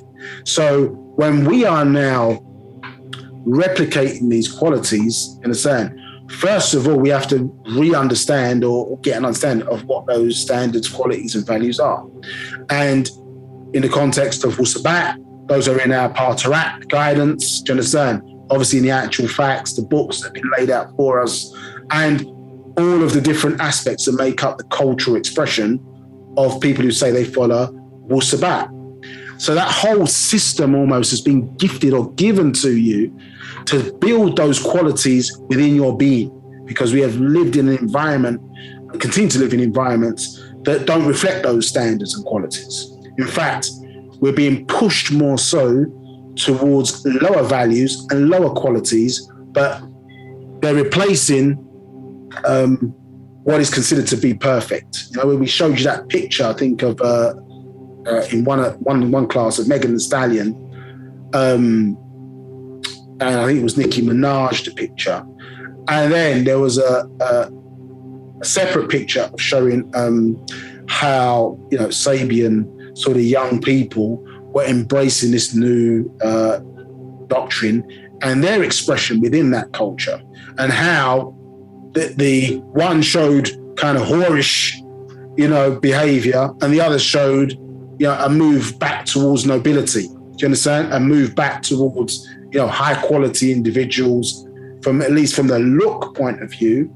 Internally now we have to build those values and qualities and make sure that the internal matches the external. You understand? That we're building those factors of royalty back in us again, nobility, do you understand? Divinity, supreme beings, those qualities back again. That should be reflected in the standards we see in nature. Do you understand? A bit, in certain instances, seeking to produce or seek to be produce the optimum, or for things to fulfill their potential within the environment. Do you understand? Say nature being the highest form of technology within existence. Now, in addition to that, what we have to understand is, because as Negroids or Nagaru, we vibrate, or have the ability at least to vibrate on the highest ether levels, how we live sets these standards also for all human beings. You understand? And other life forms within the environment. You understand? So if we are not achieving these higher standards, then the threshold of what those standards should be is going to be low. You understand? So part of us understanding our role in that jigsaw puzzle is our liberty, you understand, or the highest aspects of our liberty is going to be the standards for all, because we have the ability to vibrate over and above that of all other races. Do you understand? So some religions talk about sacrifice and different things of that nature. You obviously understand, or get some understanding, that subjugation of some of our own sometimes desires is going to be in the best interest, or controlling, I should say, our desires and certain of our emotions and things of that nature are going to be in the best interest of unity. Do you understand? And maintain those standards. So the difficulty sometimes in achieving this is that everybody, or a lot of people, are expecting the next person to do it. Do you understand? So, and the trick in this society is, well, we expect the leader to be able to be that example, almost the perfect example against their whatever moral standards. If they don't conform to that, then that's the reason to bring the individual down. So we're expecting almost perfect behavior from leaders, different things of that nature. And then if they don't meet that, then that's an option to bring the leader down and do something different. When in reality, the reason why we have hierarchy and the reason we have things of that nature is only for efficient decision making. You understand? So if you think about a group of people working together with equal value, equal power, or whatever, the reason why you put somebody in charge, and listen to the word, you understand, charge, is so that basically you're not sitting there and nothing's happening. Sometimes to make things move forward, you need to charge things with a certain amount of power so we can move in a certain direction. Do you understand? Now, it takes people working at a supreme level where, I suppose, all different types of mindsets, different types of thinking can move in a direction or think or arrive in decisions quickly, and everybody's on the same page. You understand? That's an exceptional level of thinking, to be able to make those decisions and everybody works on the same level. But if that doesn't happen, you need systems in place where decision making can be made or moved efficiently forward. You understand? There's a reason, for example, why there's a separation between what you call your involuntary systems and your voluntary systems. If we had to wait to think on every decision from our voluntary systems, if our voluntary systems were controlling some of the involuntary systems, like breathing, regulation of blood pressure, things of that nature, by the time we arrive to make the decision, we'd probably be, you understand, we'd be dead. Yeah, because we're just taking too long. You understand? So certain systems are designed in a way, and your understanding of why you're putting certain systems in place, why you might have a pharaoh who's in charge, or why you're putting this person in charge, and so on and so forth, is all for, I think, efficiency within the system, how to make it work best, so on and so forth. And some of these decisions are informed, so by our ancestors and our understanding, and aligning ourselves to what works best. Some of us is, people around us understanding the context of how this whole thing works and put together. And then we're designing systems that help to facilitate what's being spoken about here. So we're moving in a positive direction, as I say, towards this higher standard of living or perfection within the environment.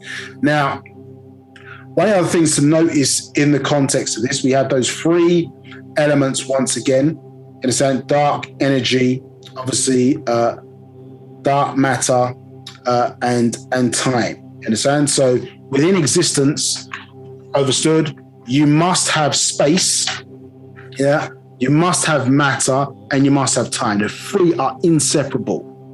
And as we pointed out, I keep always saying this, but in a previous class, we showed you, even by your design, the reminder of how you are split into a subsection of a triad principle. So you look at your hands, you see that it's split into three sections. You understand? Your hand, your forearm, your bicep, three sections. Head, torso, legs, three sections. So your divine design is matching, in a sense, the qualities of the environment, which ties back to what we were saying earlier, where you are a reflection of the whole. All. It's within your, you understand, what we would classify as your divine design. So even at these lower levels of vibration, that correlation still exists. And when we start to understand it a lot better, we get more in, as I say, into the minds of our ancestors and understand this, science of Wu-Sabat, understand, or Outformation, which is being given to us in the form of information. Yes. So I am moving towards perfection is the meaning of this word positive, and connected to nine ether, which facilitates that work, which we showed you previously when we were looking at what? Here, the forces of what? Absolute nupu. Nupu. As we see it here, the nun bowls, nu. We see the sound here, the palel or stool, p sound, and then the sound here. So the nupu sound, the positive nine ether, is a definition of positive. Understood? And clearly what? We have a counterpart here to that positive is the word negative. So let's look at that in some detail. So, 2, that moment is a speed of a thought, 24 billion miles per moment. It is the speed of your mind, just as afkur, think of any place on the other side. So we think at a speed of 24 billion miles per moment.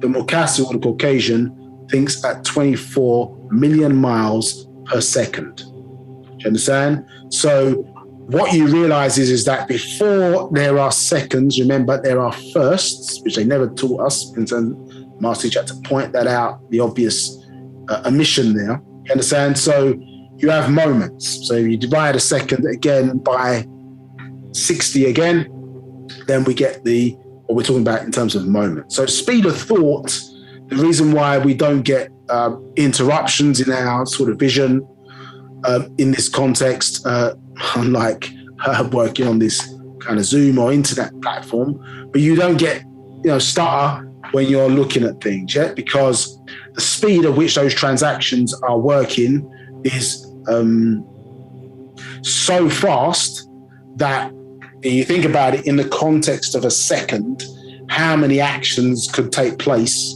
overstood. So if you were doing an action that was working at 24 billion times, let's say, per moment, it wouldn't even register correctly in the second. Remember, it was taught previously that really, when you understand to entities that know how to manage time or operating at etheric level speed or have that ability, they could pluck somebody out of a room, do you understand, in 1 second, work on them and place them back within the same second. And the people in the room, if they were in a room, wouldn't even notice that they're gone. Do you understand? And the fact of the matter is that, we understand that, that somebody has been manipulating our time, as was talked to us sort of many years ago. Let me just get back to where we were. Where, remember, they removed the talk from the clock, isn't it? Yeah, so they've got us synced in to seeing time on a real level, so on a false level and not a real level, in order to manipulate the space in between. In a sense, certain diagram I'm looking for. So let me just get to that. Right. So when you look, for example, here, we can see that the clock used to go tick tock, tick tock, tick tock, but the tock was removed. You understand? You think about a modern clock or watch today, it only goes tick, subtly removed.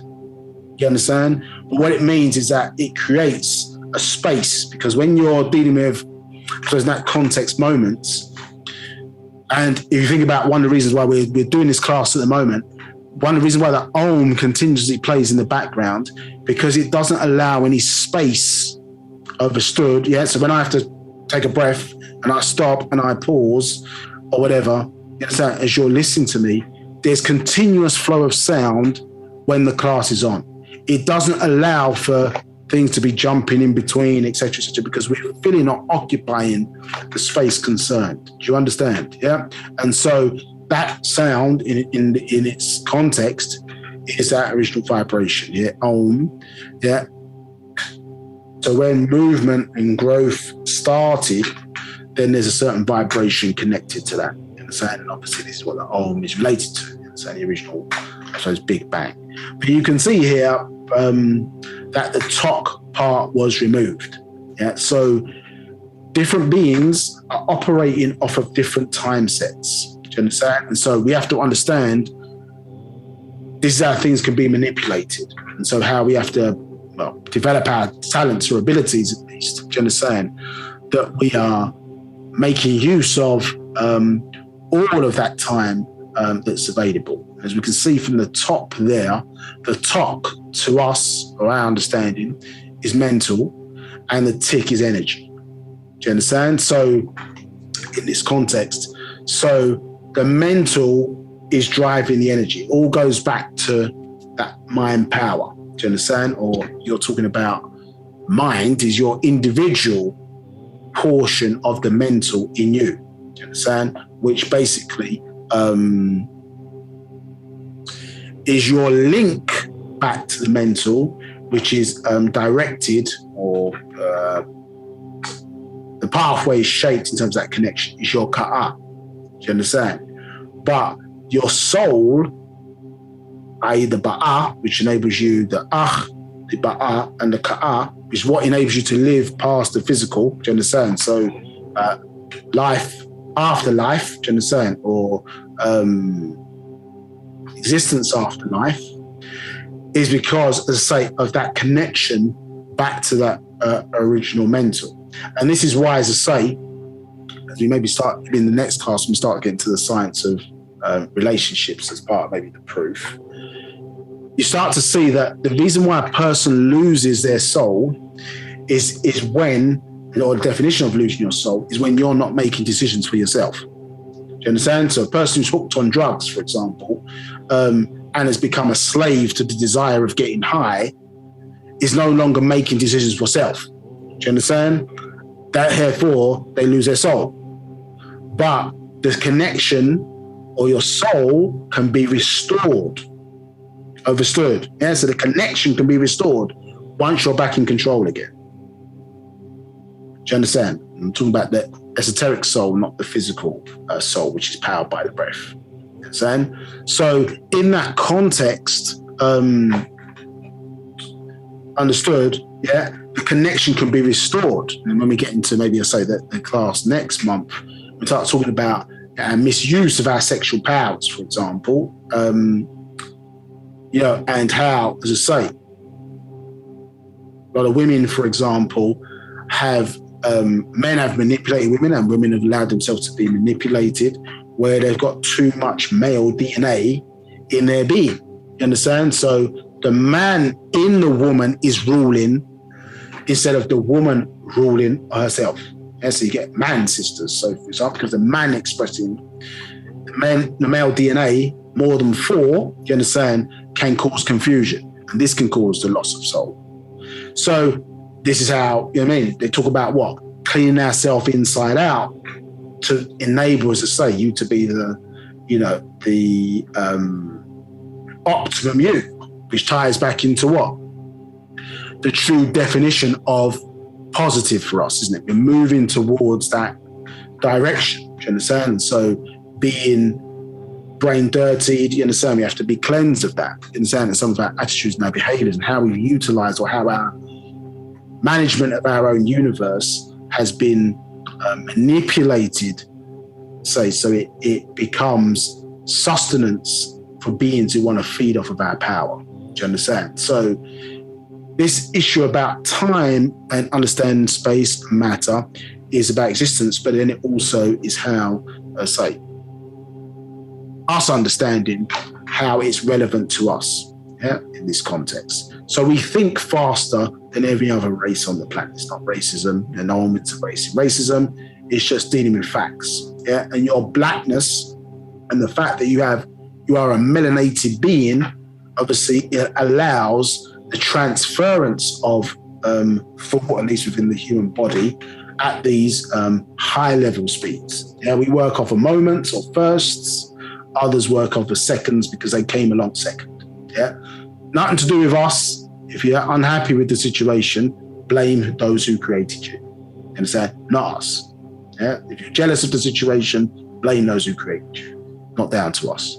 Yeah, but just because you don't have what we have doesn't mean that we can't learn about it. And if we learn and cultivate and develop ourselves, that is for the betterment of all human beings. Do you understand? Not just for ourselves. Yeah, but some have sought, other races have sought to suppress our abilities and power so they can take advantage and feed off of our ignorance. So, verse 3, the unnatural nature, kasud, meaning of the word negative, or 6 ether, is just the opposite of positive. You understand? So it's moving in the opposite direction, you understand, away from perfection in these standards, values, and qualities. Do you understand? So important when we talk about this truth, the true jigsaw, you understand, is that you have to understand that obviously 76% broadly of your DNA is static, but sort of pre-programmed almost in a sense. And then the 24% is in a transient state. So it's reacting to the very environments that we find ourselves in. So the importance of, when the master teacher was working, he brought the doctrine. Do you understand? He brought the necessary, or at least calls us design. Do you understand? Thinking about outer and inner self. But also we needed to build a tamaray, you understand, or environment that allowed us obviously to develop or cultivate, you understand, these standards and qualities. So in an individual context, your partarak, you understand, your doctrine aspects or whatever, allow you to clearly apply those qualities to self. And remember, it was always designed to give you enough kind of self-help or confidence, do you understand, to be able to work with other people. Do you understand? We look at the right knowledge series. Yeah, until you get the confidence to work with others.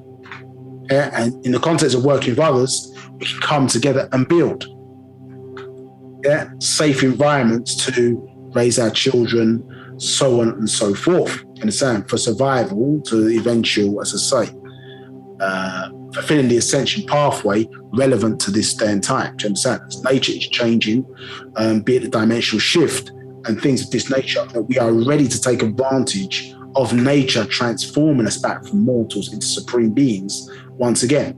understand? Now, whether that sits in somebody else's doctrine, who cares? Understand? The point of the matter is that if you miss the moment in time, the only people that it's going to be detrimental to is you. The Mukasu or the Caucasian doesn't care about that. The Dravidian doesn't care about that for you. The Oriental, you understand, or the Mongoloids or whatever, don't care about that for you. If you miss the clock, you are the ones who are going to suffer, or we are the ones who are going to suffer.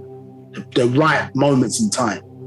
So, but yeah, our application of these qualities, standards, and expressions within the natural environment is better for everybody who wants to live positively, who are green zone beings. It's not that, however, for those who want to live in the opposite way, in a six ether way, want to subsist off of others, fall, trick, you understand, take advantage of, so on and so forth.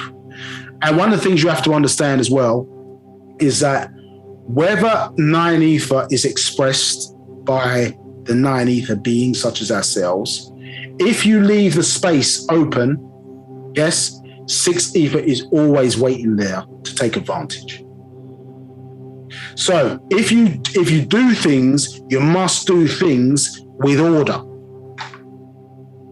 Because the moment you don't do things in order, guess what's waiting to take advantage of the slackness in the order? Chaos is waiting to take advantage of that.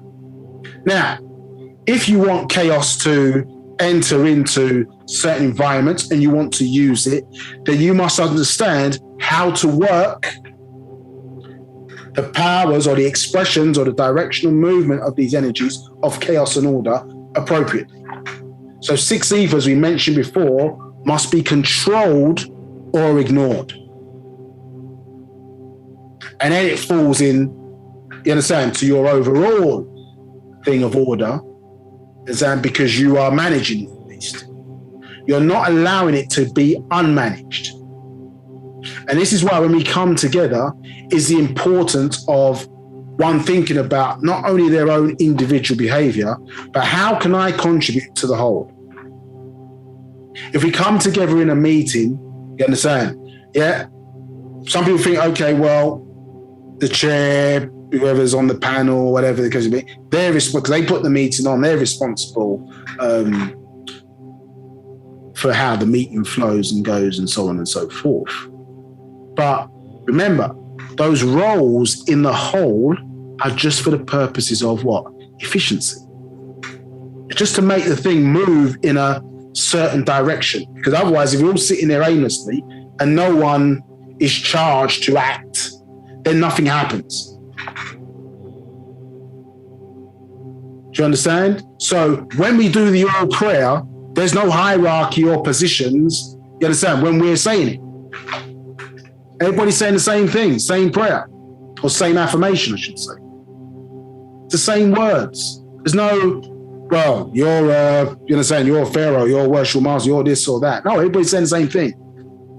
But certain times, in order to make the system work, hierarchy is needed for things to move in a certain direction. They're not just going to move by themselves. And even the world of things, you understand, they're sitting there aimlessly in the world of things, or the world of nothingness, which is where things sit that are not some things, as opposed to the world of something comes from the world of things.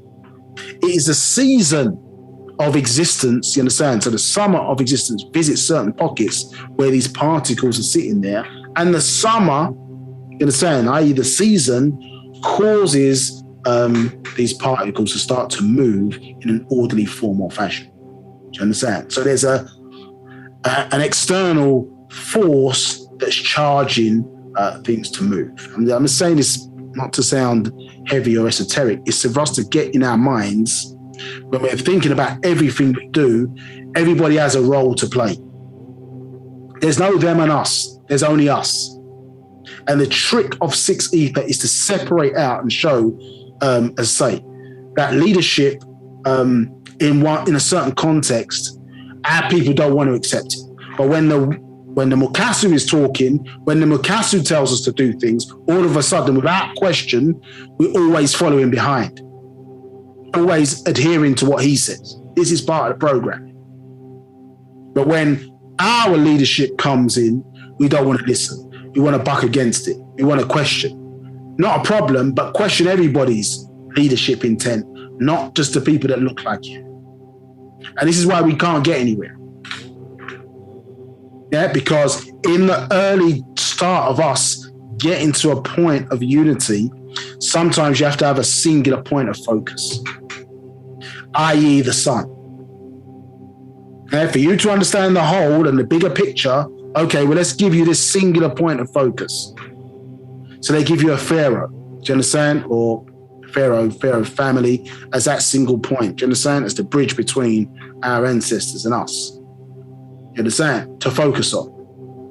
But when we have the single point of focus, for us, to get us to be able to focus singly and work and learn how to work in a unified form of fashion, guess who comes along? Well, guess who comes along? That's not democracy. Yeah, you're being manipulated. You're being this, you're being that. You want to come in and bring their own vibration, understood, yeah, to how we lived in a common, unified approach to how we did things. Think about the stories of the great Kwame Nkrumah, for example, in Ghana. Yeah, how they manipulated and wanted to assassinate the president, you understand, get him on the back foot, you understand? And then he said, well, listen, in order to stop all the arguing, let's just have one party, not two parties. Let's have one. No, that's manipulation. That's dictatorship. That's this or that. But he had a vision, you understand, for the country, a vision to take things forward, which even today have not really been advanced in the way it should be. They built these massive vats, you understand? Or got them from the Russians, understand? Big, massive containers, hundreds of feet high in the air, you understand? And what they were designed to do was store cocoa, same way those OPEC countries store oil and release a certain amount of oil into the marketplace or don't, which enables them to manipulate the price. And cocoa, one of the biggest exports, this is what was stored. So in the 50s and 60s, that's the mindset or unified mindset that, you know, that particular individual is thinking about back then, to put Africa in a place where it's not in need. And so sometimes you have to adopt a singular vision, everybody get behind it and then move forward. Then once you're in a strong place, then we spread out how that leadership model may change, you understand? Or be more collaborative in that context or whatever. But if you're in an emergency situation, you got to follow the person who knows where they're going. Do you understand? It's not time for, hey, what do you think about this? What do you think about that? Do you understand? If we're trying to get ourselves out of a situation, do you understand? So we have to understand how different models are used, and whether it's correct or not is our ability to read and know intention.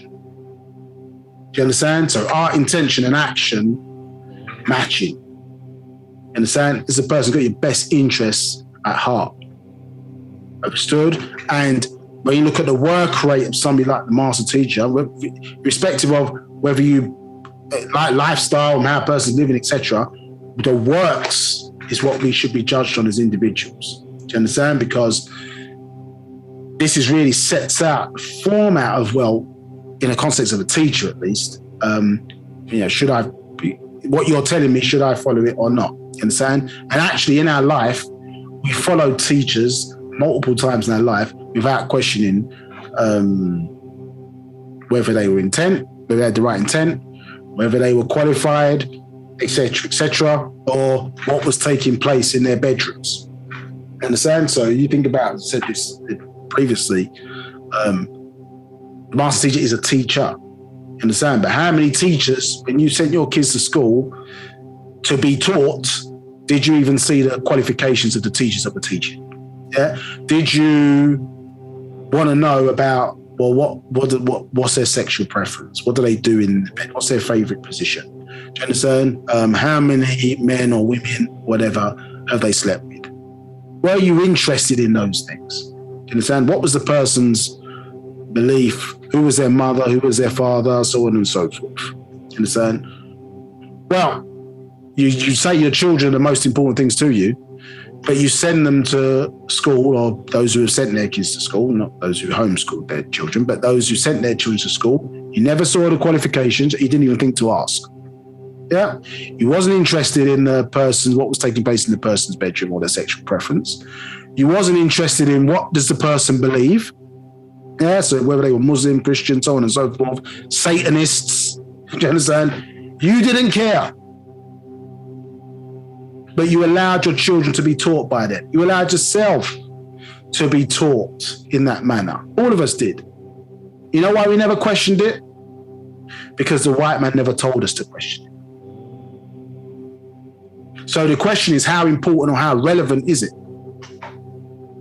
that continually as a people, we keep bringing down our leaders based on this false notion of, you understand, what takes place in a person's bedroom or what takes place in what a person's doing outside or whatever is relevant to what they're teaching us. And if you look at most leaders, certainly in the ones in the last sort of 100, 150 years in the black community have tried to drive things forward, Marcus Garvey, Honorable Elijah Muhammad, Saint Noble Drew Ali, etc., etc., etc. They've been brought down in the same way, using the same 6 for sex force. You must be interested in what's taking place in their bedroom. If the bedroom doesn't match up to what we in the West perceive as the right moral behavior, this is bring their leaders down. But yet, we don't judge the leadership within the Western society by those same standards. You understand? Do not judge them by those same standards. I just gave you an example of teachers in schools. You understand? So I'm not saying that leaders or teachers or whatever shouldn't have moral high standards. Do you understand? I'm just saying there should be the same standards everybody else is. Do you understand? And actually, if you look at a person, you think about all the carnal seats, or the, excuse me, what's the word? If you look at the seats within a person, do you understand? The endocrine glandular system, yes. You think about where the crown seat sits at the top of your head. So if I'm looking at a person and I'm judging a person by their mental, I'm seeing the highest aspect of themselves. But if I look at a person from the carnal seat, it's the lower seat, isn't it? It's where my genitalia are. So if you look at a person by way of their carnal seat, understood, of course you're going to think lower of the person because you're looking at them from that lower seat. Do you understand? So if you think about your parents, the last thing you probably want to think about is your parents engaging in the use of their genitalia in the sexual act. So when you start to think of your deities in that context, you see them lower. Isn't it? You see them lower. But morals and standards, do you understand, of how as a parent you carry yourself and certain things like that. Not to say that, listen, parents have sex, do you understand? But it's not a thing that necessarily, I mean, you may have a discussion about it when you get older and things of that nature, but you're not looking at them in that context and in that way. You understand? If you're retaining respect, nobility and things of that nature of the person who you respect.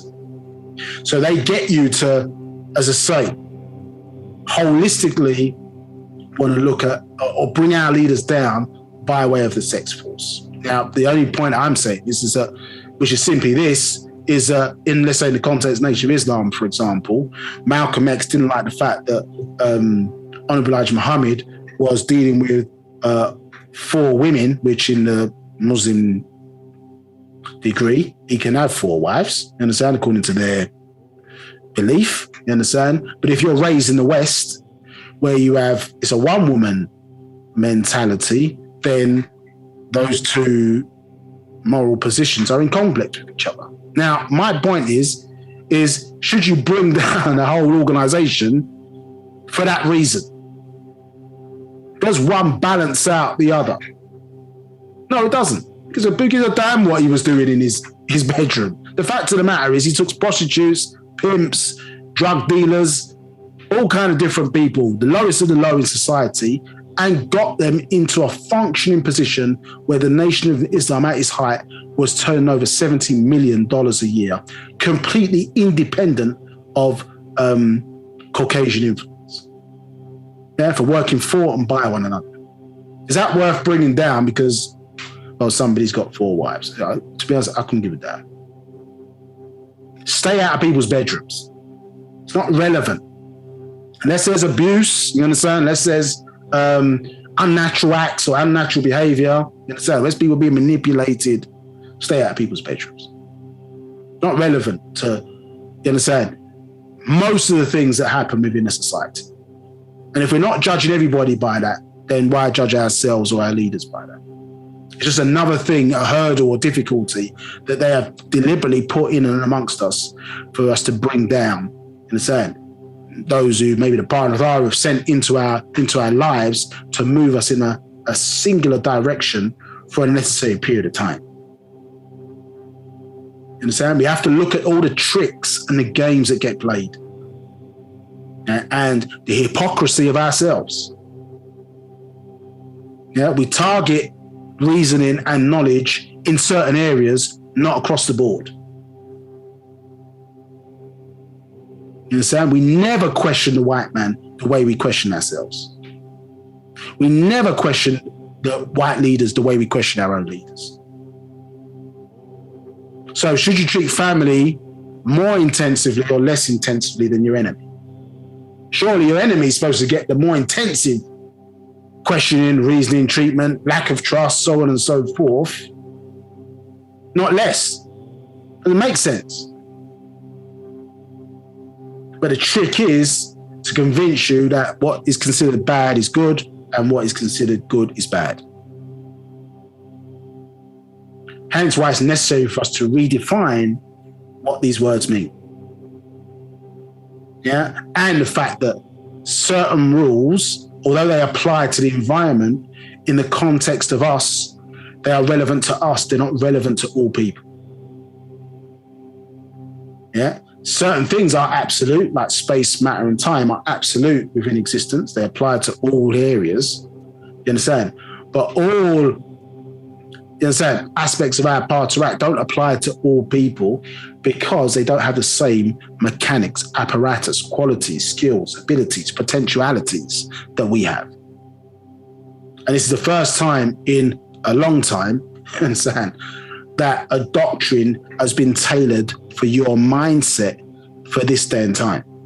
Which is why they birth individuals into the environment for this reason. So they can learn and understand who we are, who they are, which is we are as their children, are now, and you design a doctrine to deal with the mindset of now. Understood? Any questions? I've been rabbiting on a lot of time, but we'll continue to walk through. Any questions? There are no questions. Okay. So we understand the opposite of negative. So it's moving in the opposite direction towards imperfection, chaos, so on and so forth. And that's what it says in 4. So what's more in these works is actual fact that when I inscribe as an advocate of Yaanuwn or Wu-Sabat, the correct outformation into information, your reading here refers to time and material and space being absolute individually. By absolute, I mean unlimited or absolute together with each other. So here you see that one of the qualities of this Nabab Akta, do you understand? And the science of Wu-Sabat is the ability to take that which is outformation. Do you understand? So in this context, outside of the planet Earth, understood, and then put it into a form of information that is relevant to us, understood, but connects to the fact, or teaches us at least, about these qualities, these 3 qualities of existence, which, as I say, they must be there. You cannot have existence without space, time, and matter. Do you understand? And these are what facilitate growth or creation, as you would have it now, with your understanding of its updated meaning. Do you understand? So within us, space, matter, and time, you understand? And obviously it applies to it being absolute. It applies in all areas, everywhere, in all places. you understand? Yeah. So by the word absolute. Now, it's important thing as well is that we have outformational ancestors. This quality of Wu-Sabat, or this ability of Wu-Sabat, is to transform information into outformation and vice versa. Do you understand? So one of the things you have to understand is that, yes, this applies to what you may consider to be information, i.e. what we're reading here, but you also have to understand that you are information. You are in a certain formation by way of information.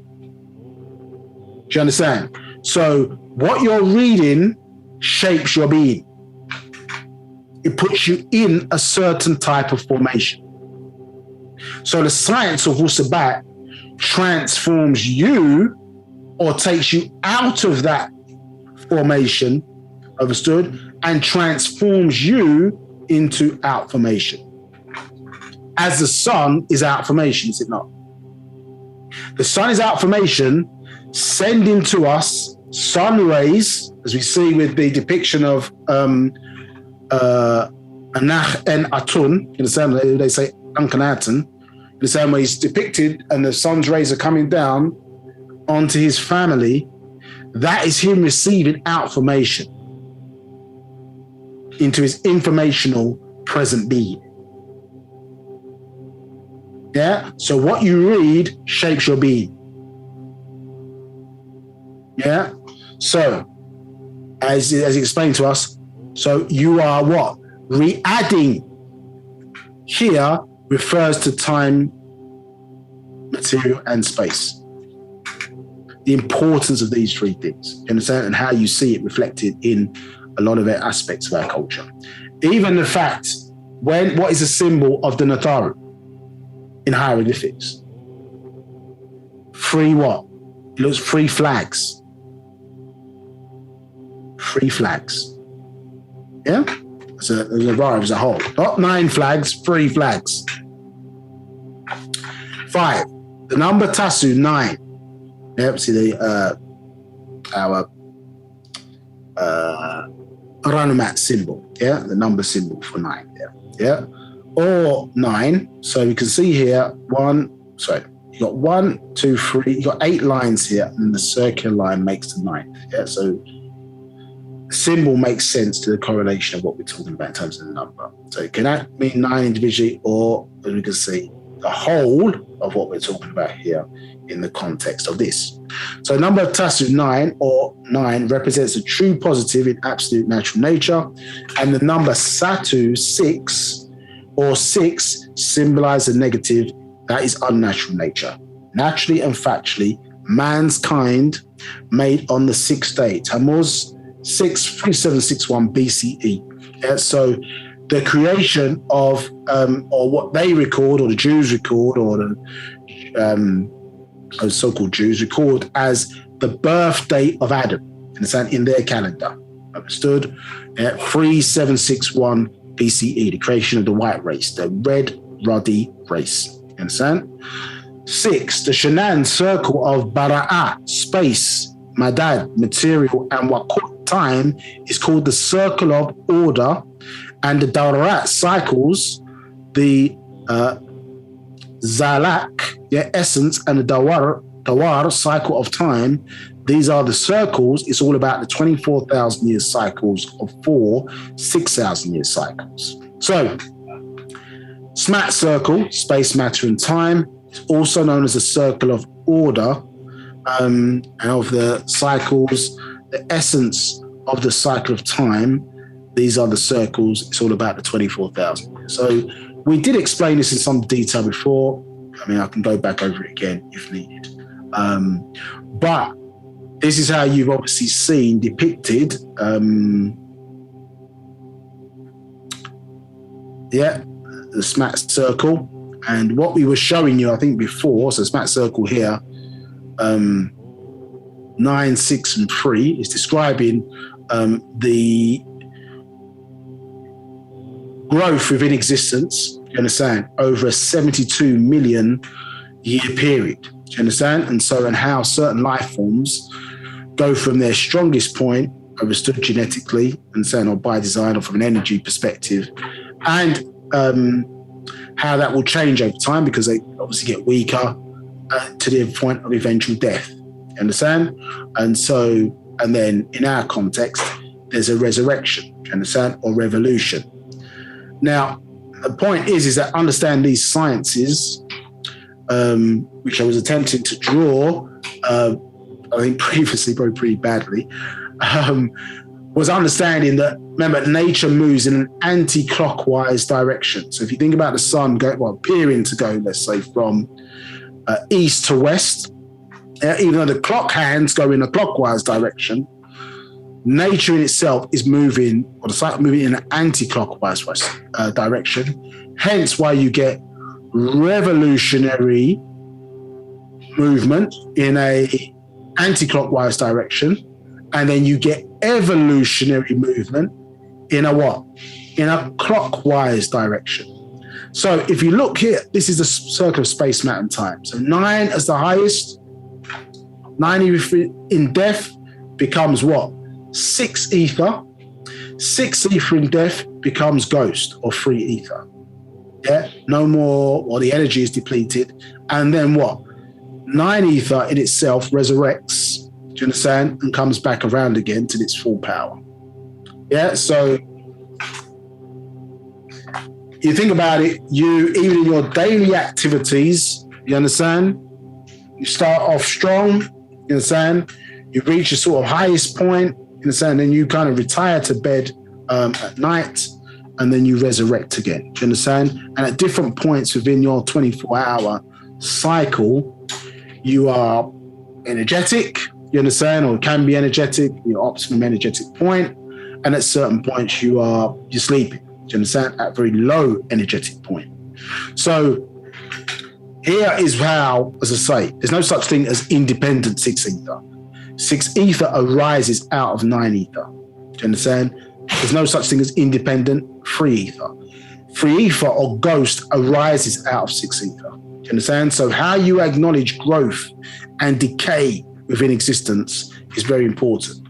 Now, at our optimum, yes, so if you think about it, when there were no seasons, there was no cyclical behavior which allowed 9 ether to drop its power. Yeah, and this is what we are, I suppose, in one sense, seeking to get back to. So there was no decline until 6 ether arrived, or the forces of decay came here, at least at this planet, 17,250,000 years ago, by way of a large meteorite strike. That brought the force of death or decay here. Prior to that, they didn't exist here. You can see that in certain life forms, like the evergreen tree, for example, that doesn't go through a cycle of strength, decline, do you understand, resurrection, so on, like you see with other life forms in a typical, atypical season. You understand, with the axis of the planet changing, so on and so forth, and how life forms react to that, to the external energy being imparted upon them. You understand? So you have to understand the science of, I say you, not forcibly so, if you wish to do so. You understand? You are understanding the science of this smart circle because you understand the need or necessity of why one needs to control their emotions and control their mental thoughts, desires, so on and so forth, and how this planet at the moment is quarantined because you've got children of supreme beings who have got, you know, superior mental qualities and abilities, which if unleashed, you understand, with the wrong type of without the right type of discipline, do you understand, would effectively cause much chaos, even death, destruction, so on and so forth. You think about how many times you'd be angry with a person. If you had the ability to kill a person simply with a thought, yeah, and without the proper discipline and control, imagine if that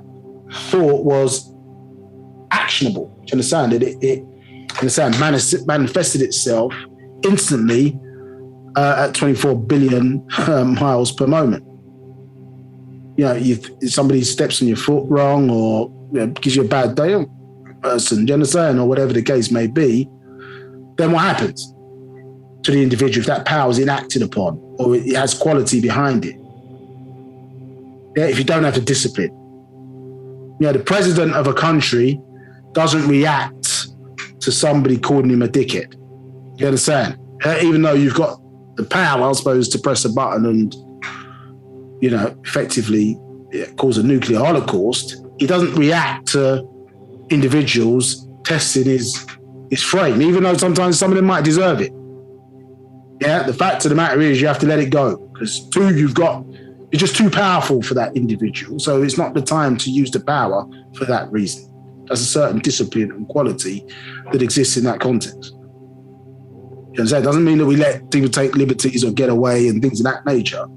But you also have to understand, the responsibilities to the whole and not just to satisfying or your ego. Hence why you have a separation of Natharu activities for your overseers and activities that your ancestors are responsible for dealing with. So you use your ancestors for those lower activities that affect your individual being, and Panatharu, you utilize them by way of your ancestors for that which is affecting or for activities that affect the whole.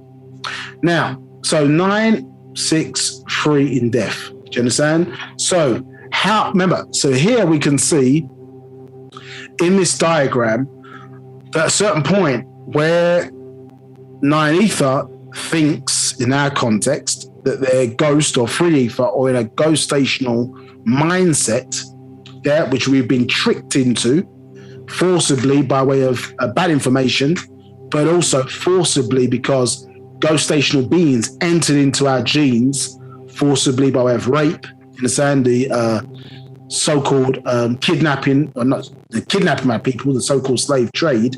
You understand? So they've entered into our genes and it's changed the nature of the vibration of who we are.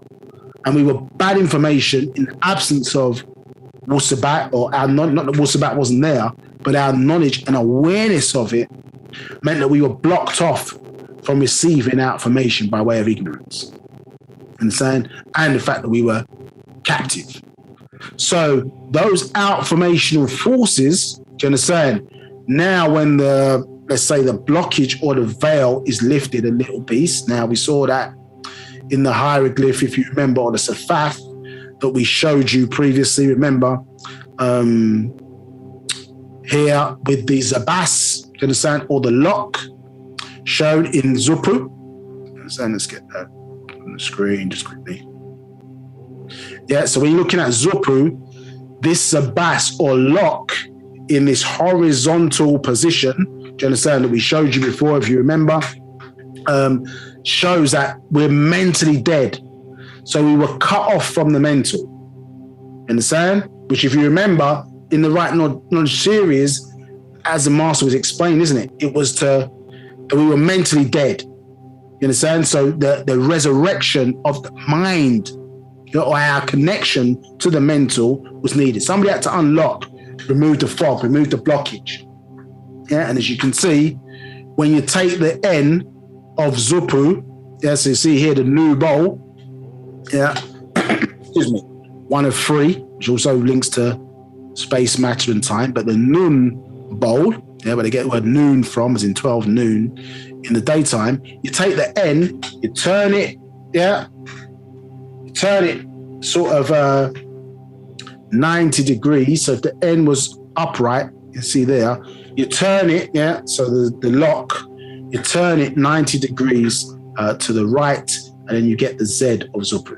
You understand? So this is where that's in the locked position, mentally dead, as we can see here. You understand? So it takes those forces of 9 ether. Let's get back to where we were. So get those forces of 9 ether or outformation starts to come down, as you can see here, and it turns the circle, understood, in a clockwise direction. Because what 6 ether is constantly seeking to do is take the forces towards evolution. Understood? So to turn it in the opposite direction. But remember, they don't have any power of their own. You understand? They get their power by way of you. So I have to fool you or convince you to empower me, and then your thinking is going to help turn the circle in the opposite direction. And as we get others to influence or do the behaviors that are associated with 6 ether and ghostational forces, killing, death, murder, so on and so forth, then it helps to turn the circle. Now, the biggest purveyor or how they're able to convey this energy and information is by way of the media, isn't it? That's why it was told to you from 1992, well, before that even, from 63. It got reimagined in 1992, 93 with the Right Knowledge series, which was telling you that 6 ether is in the atmosphere. And how is that? Well, when you switch on your TV, you do an experiment. Switch on your TV, as I made one of the main channels or whatever, and you think about how many programs on the main channel are about murder, death, killing. You understand what I'm saying? Just analyze. Maybe put 9 ether on one side and put 6 ether on the other side, and look at the amount of programs that where the vibration of the programs, are they dealing with growth and positive things, or have we become comfortable with the negative? Do we see that negative? Let's be honest and say, keep it 100% real. Yeah. If you see a program and somebody gets killed or murdered or whatever, you're watching some program, I know Snowfall, some of these programs or whatever, you're watching, it's entertainment. Understand? Are you, if somebody gets shot or killed in the program or something of that nature, do you turn away from the screen? Yeah, does it make you physically sick, watching that kind of content? Or are you've seen so much of it now, it's like, hey, it's an interesting story. And that's what you accept as entertainment. I'm not saying it's not entertaining. And what I'm saying to you is that somebody has willfully redefined what entertainment is for you. And it has a certain vibration connected to it, which is why I was explaining to you, or we were explaining to you previously, that when you look at even black media, black films, if you were to put them on a poll and analyze them, it would be between, at one end of the poll, if you put black entertainment, at one end of the poll would be black exploitation, at the other end of the poll would be black humiliation. And how we've become comfortable in the media with black people being humiliated or exploited. Almost, which is what, you can look at that slap that took place with Chris Rock and Will Smith and say, oh, the world's so used to seeing blacks humiliated, why didn't nobody run and jump in and stop the incident from even happening? But yeah, a man was able to sit down in his seat and collect his award afterwards. Yeah. And the community or whatever, the race is split between who was right or wrong. There's a good time about that. Two people fighting on the screen, broadcast upon the world. Somebody's feeding off of all of the negative emotions that arose from the incident. You know what I mean? Somebody's Will Smith, Chris Rock, lovely energy, lovely negativity. Someone's feeding off of that, respective of who you consider to be right or wrong in the situation. Someone's feeding off the negativity. So, you understand? The fact that we're watching it, the fact that we're interested in it, someone is playing perfectly into somebody's hands. Until you start to understand it, you become awareness through these actual facts. Yeah, the master teacher open up all your three eyes again, and those facts or your awareness of it starts to squeeze, you understand, the pipe that's been feeding, or the tube, or the hose that's been feeding 6 ether. So outformational change, you can see, starts to reverse the direction. Do you understand? Where we're coming back into the mindset of who we are. So it's spinning the direction, you understand, back. So we're moving these forces, which here you can see, whilst they've been ruling, they try to move everything in a clockwise direction. Do you understand? To change the vibration from anti-clockwise to clockwise. You understand? Now, how is that done? Well, it's expressing to you here that these lower discarnal entities in these lower boats, so below 3 down to 1, you get discarnal entities. Remember, demon is dead moon. And it's not demon as you think of some horror film. It's symbolic of dead moon. Remember, the moon, in its role, do you understand? Rightfully so, in the system that's designed, it gets its light or energy from the sun. Do you understand? And obviously, as we know, in its higher self, it helps to regulate the movement of the tides and waters on this planet, again, which affects the kind of weather patterns on the planet, so on and so forth. So it has a role to play. But the reason why it gets used by the adverse forces is because of that.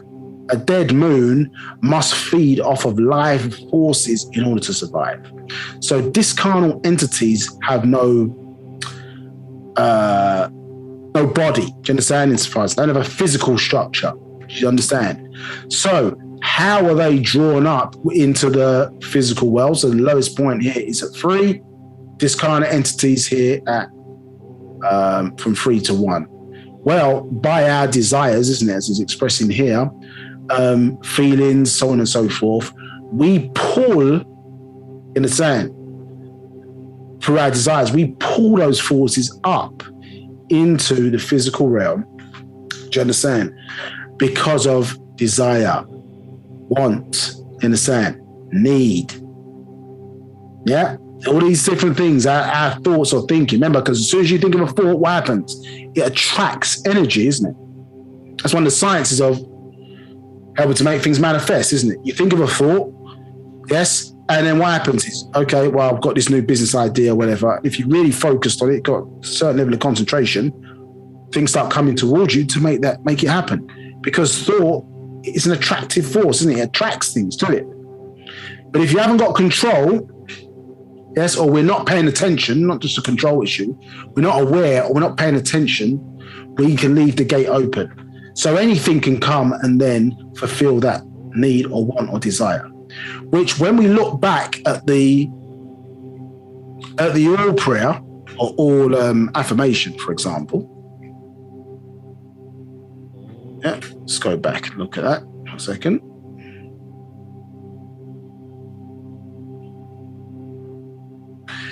What does it say? It says, I can be all that I want in the all expanding as long as my want is to stay in the all expanding. Can you see the loop is closed? The discipline of the loop is closed. I can be all that I want. You understand? But as long as my want is to what? Stay. So it's a singular thing. We close the loop to allow no forces to come in. You understand? In that regard. And if people are catching what I'm saying. But the loop is closed. To not allow these 6 lethal forces to come in. I think I've said this before as well. In the film Devil's Advocate, go back and rewatch that and look at the speech that the part played by the devil was played by Al Pacino at the end. If you look at the words of the speech, I think in a class previously we did called the Celtics, I think we had the wording of it, but it's take too much time to open up now. But if you go and look at the words of that speech, Al Pacino as the devil was explaining, listen, if you understand human nature, you pump them up with so much wants, needs, desires for things in this world. Do you understand? Yeah, you pump them up, because they're egotistical. You pump them up with so much ego, desires, wants, this, that, so on and so forth. And here's what he says. Well, who's taking care of the planet? Yeah, so they get you up in this false, or get us in this false life. You understand? And who's taking care of the planet? Who's taking care of the environment? Who's taking care of nature? As if that's not what should be the priority, as opposed to, I need to get this degree in this subject and blah, blah, blah, blah, blah. You understand? And, or please my parents if I don't, you know what I mean? Follow the family tradition. Whatever it is. I'm not saying these things shouldn't happen. What I'm expressing to you is that it's moving away from reality of what we should be doing.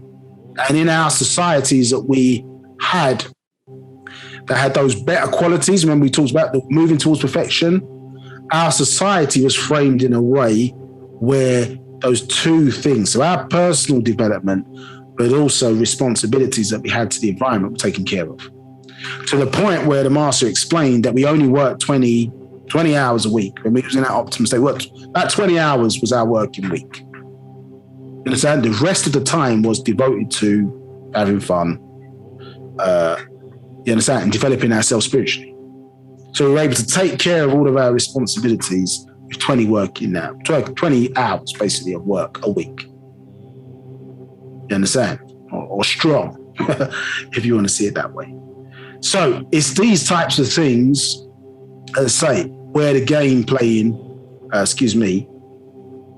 comes in. Do you understand? And how we have to start to understand the systems of that the master teacher has given us in Wu-Sabat. So we start to curtail us feeding these forces from ignorance. Do you understand? Yeah. So you can see here, as I say, we're pulling up, we're pulling up the lower cipher. Yeah. So this is what's considered the lower cipher, or Lucifer, as they say, is us pulling up these discarnate entities who are seeking to have any reason to be in the physical, because you can't eliminate or burn out a desire unless you have a carnal body to do so. So if you imagine the feeling of being thirsty, for example, but you don't have a body to drink to quench the thirst. You understand? And how that would escalate. It'd be like almost, if that was allowed to keep escalating and you wasn't able to quench that thirst, you'd be like a fiend. You'd do anything for that. You know what I mean? Drink of water. So this is why these entities are sitting there waiting. Just because you can't see them doesn't mean they don't exist. Human beings see a very small part of the electromagnetic spectrum. This is why dogs were used in certain rituals, because they could see or perceive, at least perceive, in a sense, entities from these lower realms. So if they were there waiting to try and in-house, take advantage in certain death rituals, well, the Saluki dog in this particular instance would be there to alert us to say, hold on, you're not coming to utilize, in a sense, a person's body after death, in a sense, or where decay occurs or whatever, to in-house so that you can feed off of that decaying energy. Do you understand? So, as I say, and what you understand is that the Bible, Quran, the Torah, etc., is simply a menu book to set human beings up so they are not only physical food for these forces, do you understand? But in order to season the food correctly, do you understand, you must get the individuals to indulge in negative acts and negative behavior, which secretes adrenaline into the bloodstream. You understand? That sounds crazy, but this is why was the truth that they never wanted out. Who their gods and deities really are. Who the God of the Bible, etc., really are. Groups of extraterrestrials manipulating or feeding off of human beings, or certain groups of human beings. Mukasu specifically. That's their story. Which is why they want to retell and give you Marvel and DC and all these different type of superhero stories, because they don't want the truth about who and what they are or why they were created to come out. Right there in the Bible. You look at Malachi, I think Malachi chapter 2, the ending verse, literally tells you, do you understand, with the Levitical priesthood, which you understand, you look at a Levitical priest and look at their headdress, do you understand, which they wear, and you look at their chef's hat, they are one and the same. Do you understand? Yeah, so in fact, let me show it. I'm not showing that screen. Let me show you this verse here to show you about how these forces.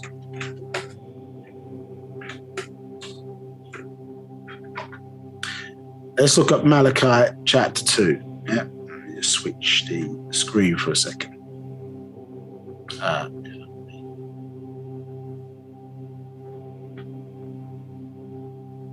Any questions, by the way? I've been going on quite a bit. Yeah, I was waiting to come in there, but you was on a roll. Yeah, we have Dermot asking a question, and Dermot's question is the 6 ether force / spell of Zion now being removed from the planet Earth? Zion is spelled, I might be saying it wrong, it's spelled Z-E-U-N. Z-E-U-N. Oh, Xeon. Okay. So, yeah, I mean, Xeon, I suppose, yeah, in terms of that, I suppose a light particle in that context. I suppose, yes, they are being removed because natural nature is removing them. So the planet, as I say, is going through what they call dimensional shift.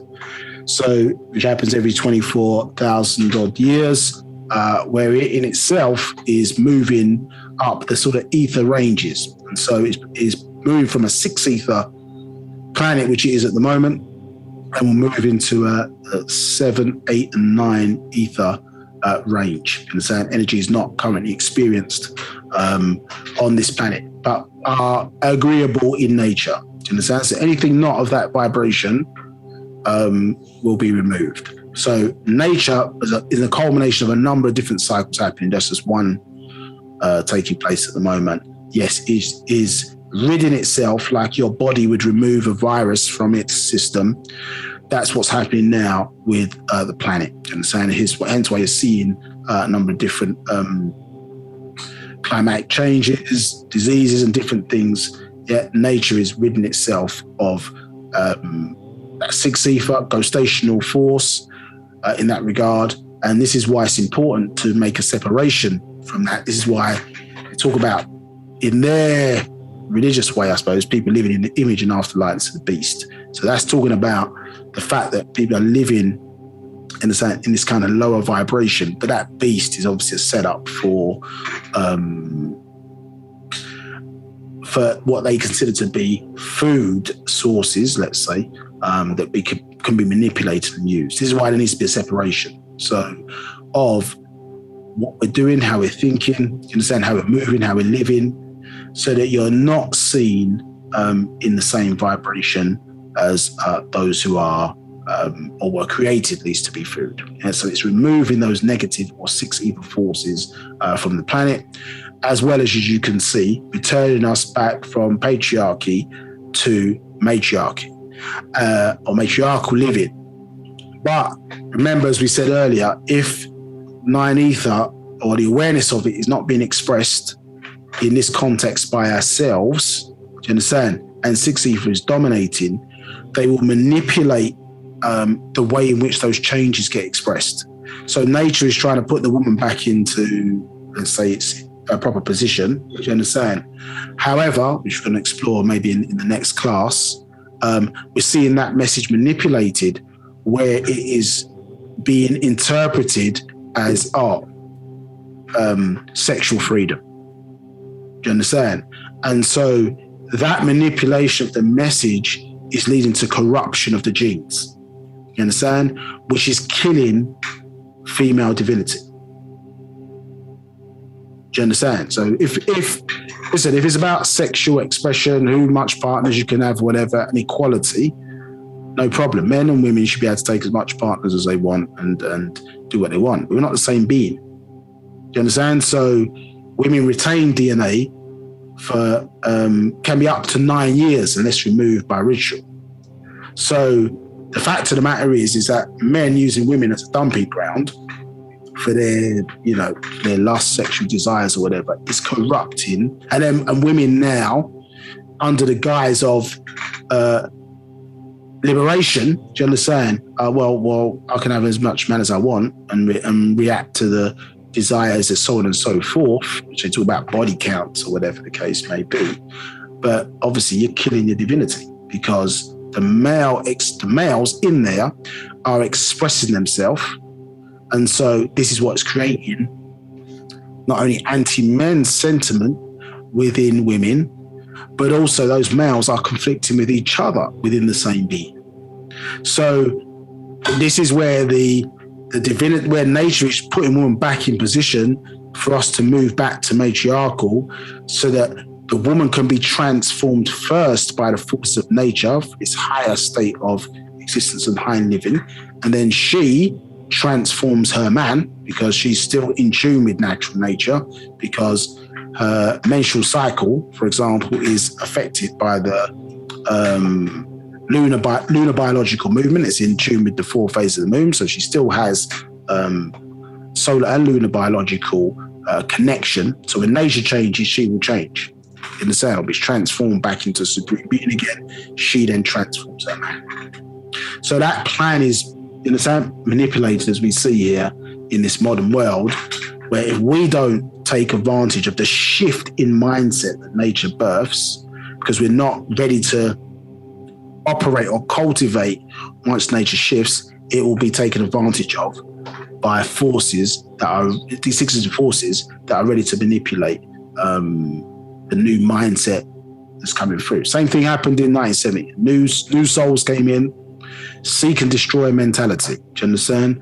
Which was designed to be protectors of our race. You understand? So with 9 ether came in 9 millimeter. You understand? So a seek and destroy mindset. This was where the young people or younger people, you understand, being the outcome of the previous 4 generations, would have the ability to rebel against the status quo, rebel against the bad information. Do you understand? This is they were called the hip hop generation, so to speak. Do you understand? This is where bad, bad meant good. It's saying turn your hat backwards. It's saying everything was anti, because it was us breaking away from the status quo, breaking away from the bad information, breaking away from their monotheistic religion, breaking away from you saying this is right, correct, exact. No, we don't believe anything you're saying. You're a liar.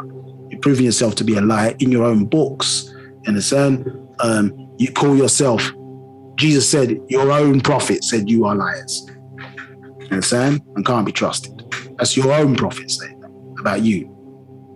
So all these changes are happening naturally, but the devil or devils are waiting there to manipulate it if 9 ether plans are stopped or halted. And saying that's what we've got to appreciate and realize. So I hope that answers your question. Any more questions? There's a question from Adam. I was trying to get through to him, see if he wanted to ask it live, but it didn't. I don't think it worked right. So I'll just mention his question here now. Right, Adam is asking, what's the difference between 6 ether and the Mukasu beings? And Mukasu. So 6 ether beings are not Mukasu. Mukasu are considered to be ghost stational or 3 ether beings. So they are they were birthed out of the Dravidian. Understand? Who people might say Hindu, but the proper term is like Dravidian or Dravinoid. You understand? So who we would consider the Indians today. So they are basically, when an Indian is looking at a human being, looking at themselves in death, they would look at the Caucasian, because they have straight fur on top of their head, but the skin is transparent. So they've lost their melanated skin. Do you understand? So that's lower energy. So you're looking at what's the word? They're looking at the albino of themselves in the Caucasian. Do you understand? Whereas we would look at the Hindu as Nagaru with curly hair. Do you understand? When we're looking at the Dravidian, who has dark skin but fur on their head, we're looking at ourselves in death. So that would be the albino almost of us, because they've lost there's an energy loss in the hair texture where it's created fur on top of the head. Do you understand? So that's us in death. So you see certain life forms go through that 9-6-3 life cycle. Do you understand? So if you look at a panther, for example, the panther is the Druid king in the jungle, as lions don't live in jungles, they live in plains and savannas. When it's looking at itself as an albino or in death, you get the leopard. Do you understand? And obviously when they name the leopard, because the European doesn't understand that the panther is a the leopard is an albino, the panther, they thought, oh, well, this is a combination of a lion and a panther. That's what it's called, Leo lion, pard, which is panther, if you look it up. You understand? And so then the ghost-stational version of that line of species would not be a snow leopard, because snow leopards have grey fur. It would be a leopard with white fur, black spots, and blue eyes. You understand? So that's the free-ether version of that species. You understand? So the Caucasian is not six-ether, but they are linked to six-ether, but the Caucasian is ghost stationary forces, or some refer to as free-ether. Any other questions? There are no more questions. Okay, so let me just share my screen.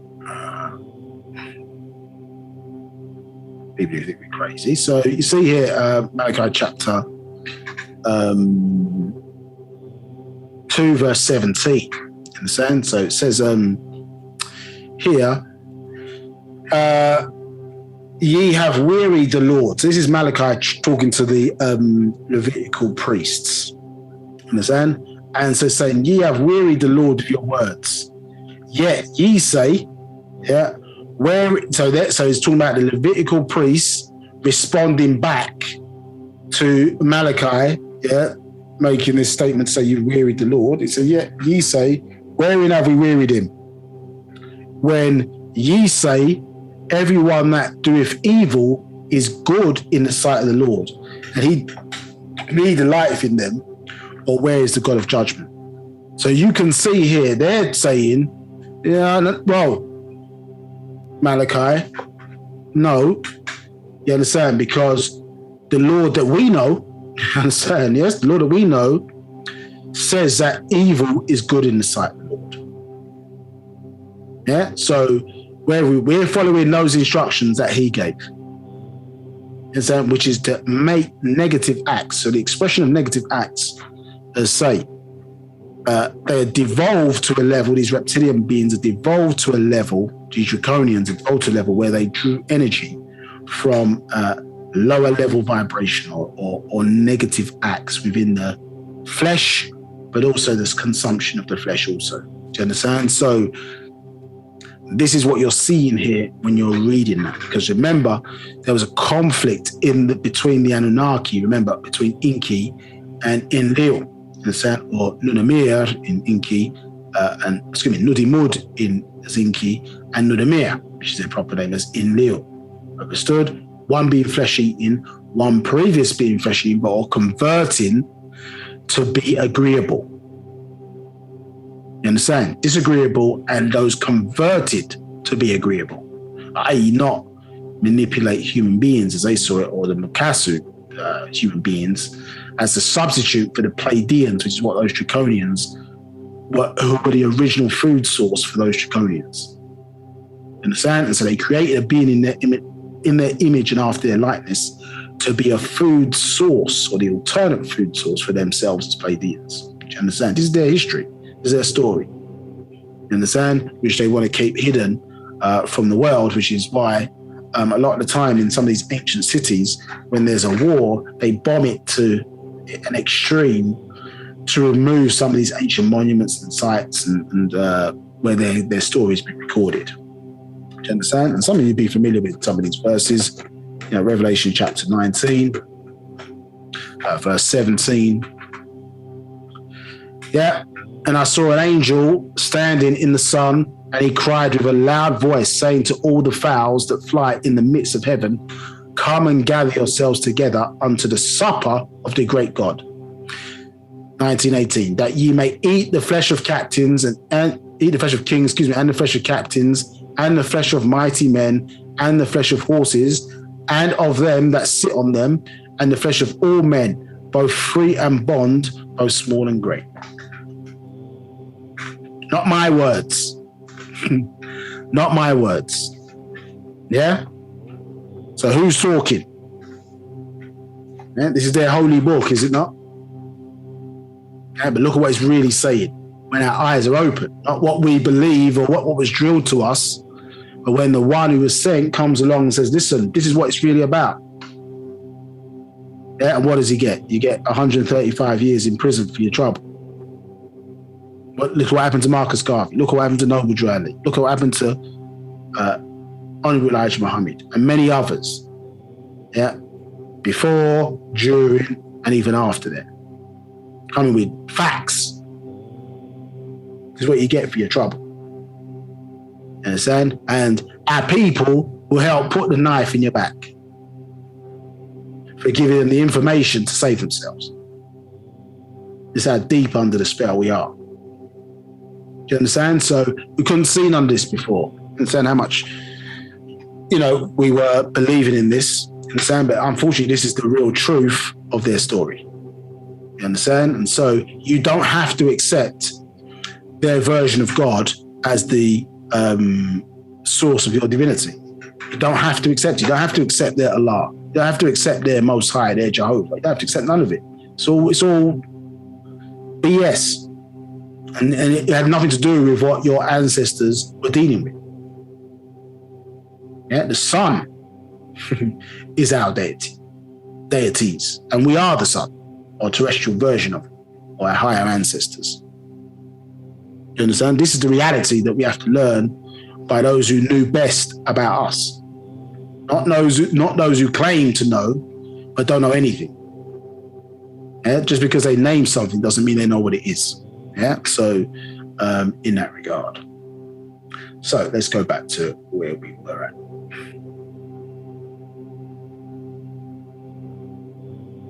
So understand the science of these diagrams, and this is from a book called Arpian Ontologies of Time, is because you're understanding this thing called ontology, the origin of things, and how it works. It takes a while, but then eventually it will click. You understand? It's it. Be like, okay, cool.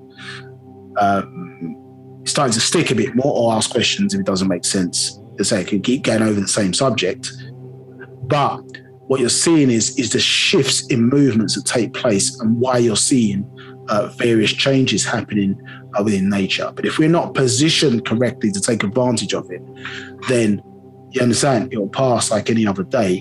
And the danger is that if we allow these forces to advance, we'll end up back in slavery again for even a longer period. So I think prediction was 1,000 years if we don't get our act together.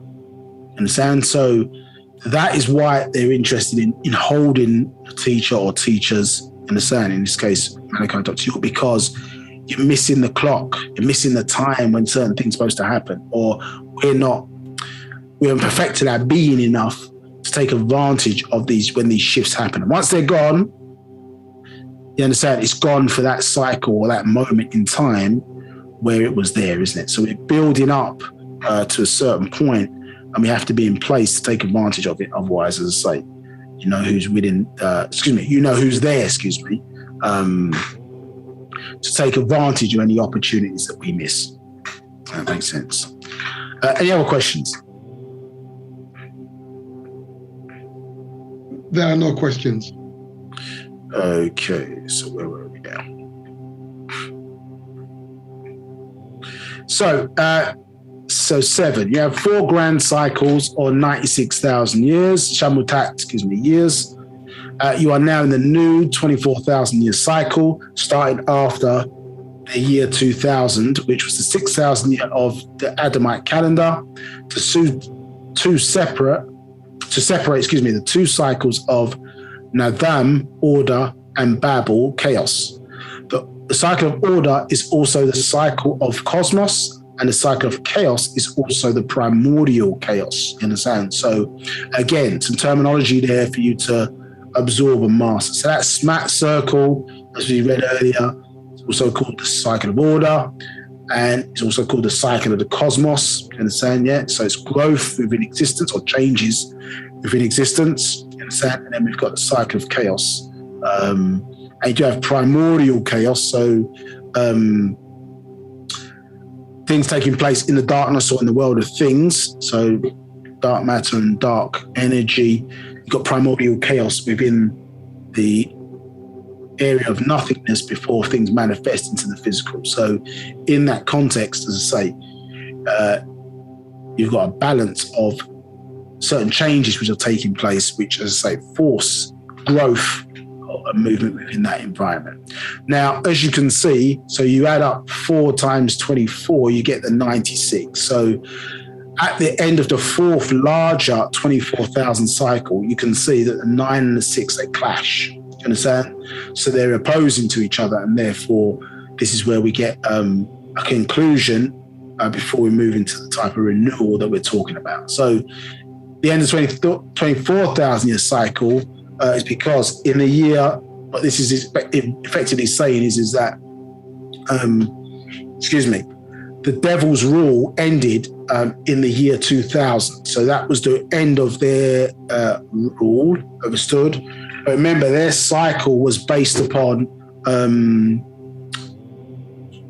49,000 years, you understand? Yes. And then the Adamite was born on the 6th day, you understand? So if you look at the 49,000 year cycle of the Anunnaki, so 7 times 7, you understand? So the day is the Hebrew word yom, it's really 7,000 years, yeah? So if you times 7 by 7, you get 49,000 years, correct? And because in their cycle of what's the word I'm looking for? The planet was going through certain changes. So in the last 50,000 year cycle, yeah, obviously with the flood, different things taking place, understood, last ice age, so on and so forth, or coming out of that. But that 50,000 year cycle. So 49,000 within that would be 7 times 7. Do you understand? On the 6th day was the creation of their Adamite. So 42,000 years within that cycle. You understand? So, but 6,000 years from that point would be the year 2000. So the last 1,000 years of that 49,000 year cycle becomes the first 1,000 years of the new 24,000 year cycle, because coinciding with that was the incoming of the sun cycle. Do you understand? So that's why there's that kind of crossover. There, in their plan, remember, in that 49,000 year cycle, the Anunnaki, remember, the 4 and 9, if you add them together, equals 13. So that's why 13 is considered to be their, say, unlucky number, if you want to call it that, because it symbolizes the end of their cycle. That's why certain buildings, there's no 13th floor and all this type of thing, because that was a secret number. The 4 and the 9 equals 13. It ties into those 7 days of creation, they call it, but it's really 7 periods of 7,000 years in their cycle or calendar.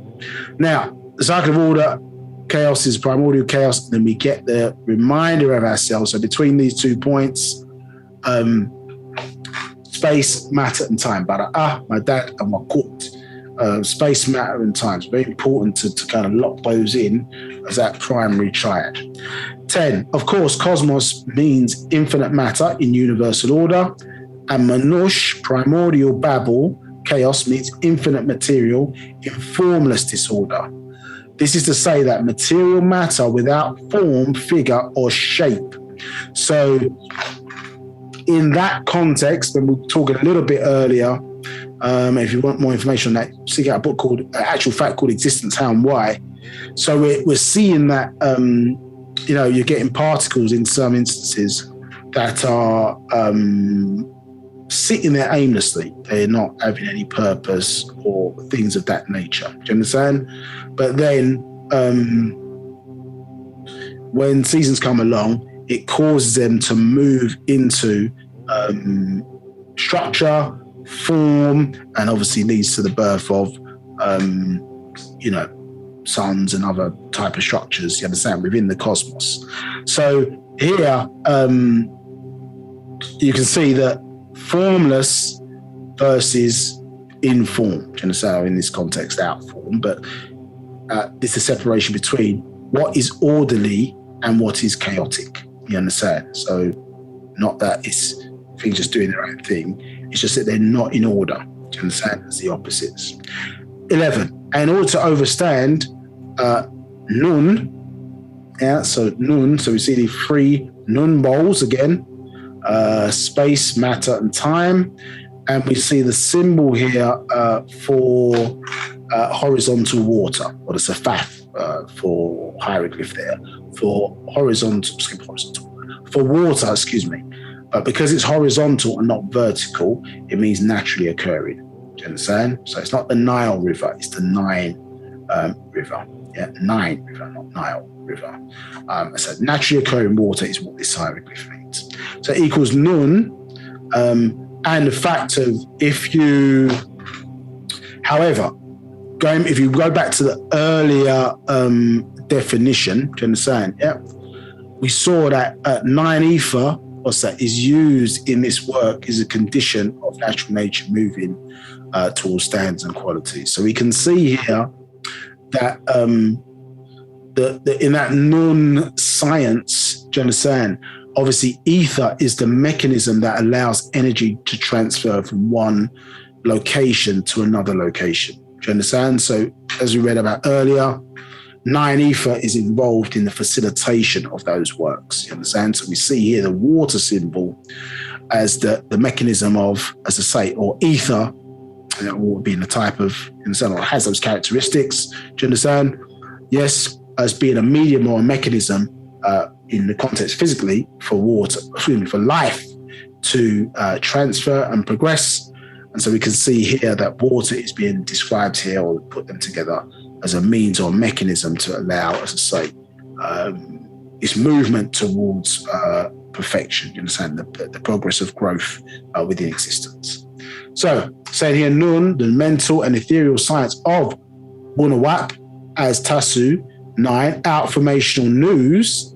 It is most important that you, as Nawapian students or Sabian students of the information as presented herein, understand this Nadam order and Babel chaos, Shananat circles and Darat cycles in upcoming teachings and doctrine, and describing and explaining them to Nun is pronounced Noon. Do you understand? Yes, so it's explaining to us, which we've obviously just gone through, about how this all works and hangs together. Do you understand? And interesting enough, not to say it's how you can then predict certain behaviors, because if things are going to work a certain way in the heavens, then they're going to manifest themselves by, here on earth, because we're carrying out the same characteristics or behaviors according to our nature as what we represent in the cosmos. Do you understand? And if you remember, there was many classes ago, I think we showed you a video called Cosmic Africa, and it showed some of the ancient ways in which some of these tribes around the world did astronomy.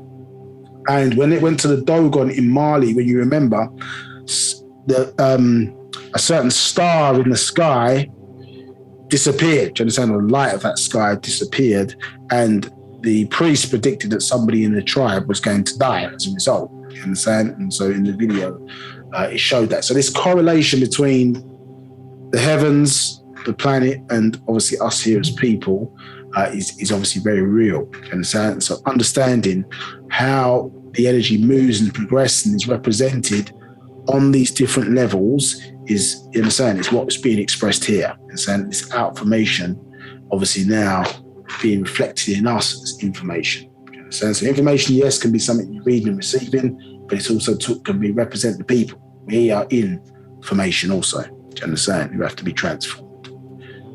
3 blue bowls represent Nun in ancient Egypt hieroglyphics, the script of our Salafu ancestors, which was used to keep pictured Sajalat, records of the past. They spoke Nuwapuyi or Sabaik, Nwapik, and also had a script for its use. 13. It was all about keeping your Akal mind clear by right knowledge, right wisdom, and right understanding to right overstanding, which grows sound right reasoning intellect, since chaos reason is the Zahan intelligence, that word. 14. And the intelligence power of Wu-Sabat or Wu-Sabat must define and identify it at the beginning of this work. Do you understand? So describing here, as I say, and really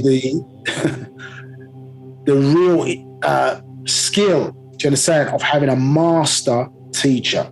Do you understand? So even then, as I say, you look at that word master, you see ma, water, and you see star in there. Do you understand? Or ma is what you say for your mother, isn't it? The mother star. Do you understand? The mother ship giving birth to other mini stars. Ma star giving birth to mini stars who are able to articulate or administrate. Do you understand? Teach and progress the flow of Wu-Sabat in order to transform this environment, or at least bring it back to those high standards, etc., and qualities towards perfection that we're talking about. So nature's doing its part, but we have to do our part in transforming ourselves. Do you understand? And ridding the planet of these adverse sixth ether and ghostational forces, by at least by way of us transforming ourselves and removing the ghostational forces that have been holding us back, say, within our genes, where we're both positive and negative, but the negative is out performing or outweighing the positive. And this is how this battle, obviously, in between ourselves of who are we? Are we the children of the Natharu, or are we expressing the attributes and behaviors of the children of the Anunnaki? Do you understand? So one representing order, one representing chaos. Do you understand? As you see between the two insects, yeah, here, by the order of the fly, yes, and the order of the bee.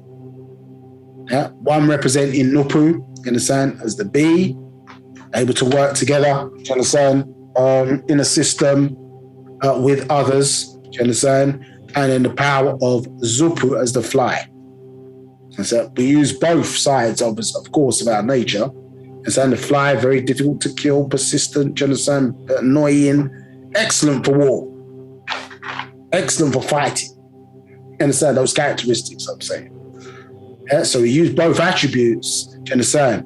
But our nature should be that of the bee, in terms of truth, unity, etc., etc. And what the bee, I suppose, produces, do you understand? Where flies, and say they feed off of, death and decay, so on and so forth, germ carriers. You understand? The bees progress life, isn't it? You understand? By fertilizing or pollinating,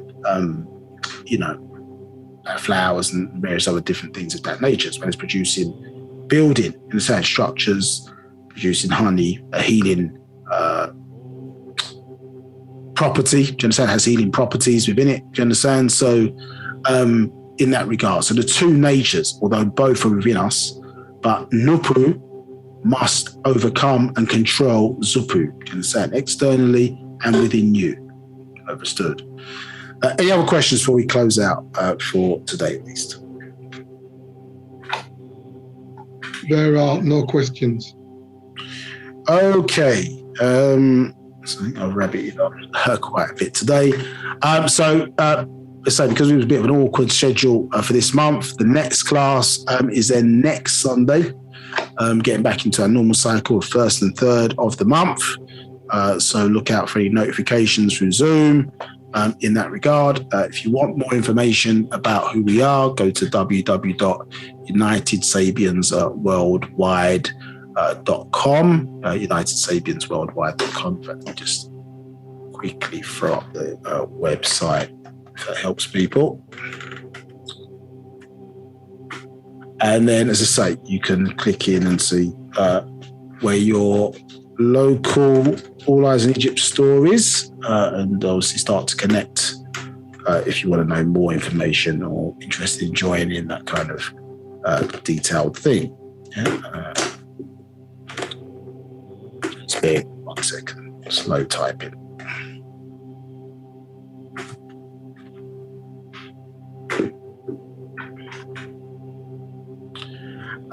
So we'll continue, but we're going to maybe take a slight different tact with the next class. So we'll still continue with subjects arising out of the proof, but there's a strong aspect where the master, I suppose, goes in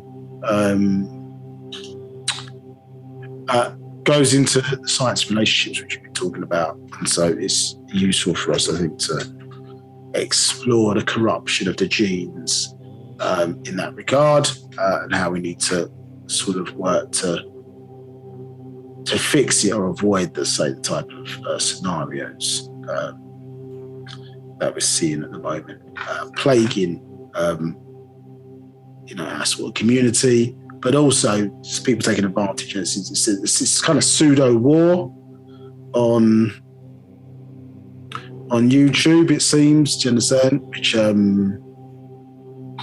seems to kind of get men and women fighting against each other and this type of thing or whatever. And it's all, as I say, part of that kind of plot really to stop kind of population explosion and population growth and control. So we want to explore that, I think, in some detail and get to the root of what's taking place and what's really happening. So yeah, want more information? As I say, United Sabians are worldwide on top of the screen there. Lots of information about the culture, so on and so forth. And as I say, you can find your local All Eyes in Egypt store in terms of, as I say,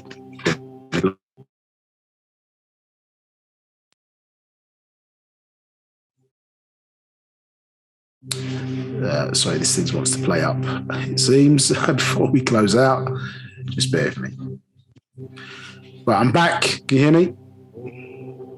Yeah, so just closing out then. So, if you want more information, United Sabians are worldwide. You can check in with your local store, but we'll be back next week, next Sunday, from 1 o'clock UK time. So you should get a notification by way of Zoom. But if not, I say check out our also Facebook page, All Eyes in Egypt, Midlands and the North, for more information and activities that we've got going on. So if minded, we'll see you next week. Let your friends know, family know, and we'll take it to another level again next week with the proof by way of Nabab Yaanuwn, hashtag free Dr.York, and we will see you very soon. Take care all. Okay, Wadu.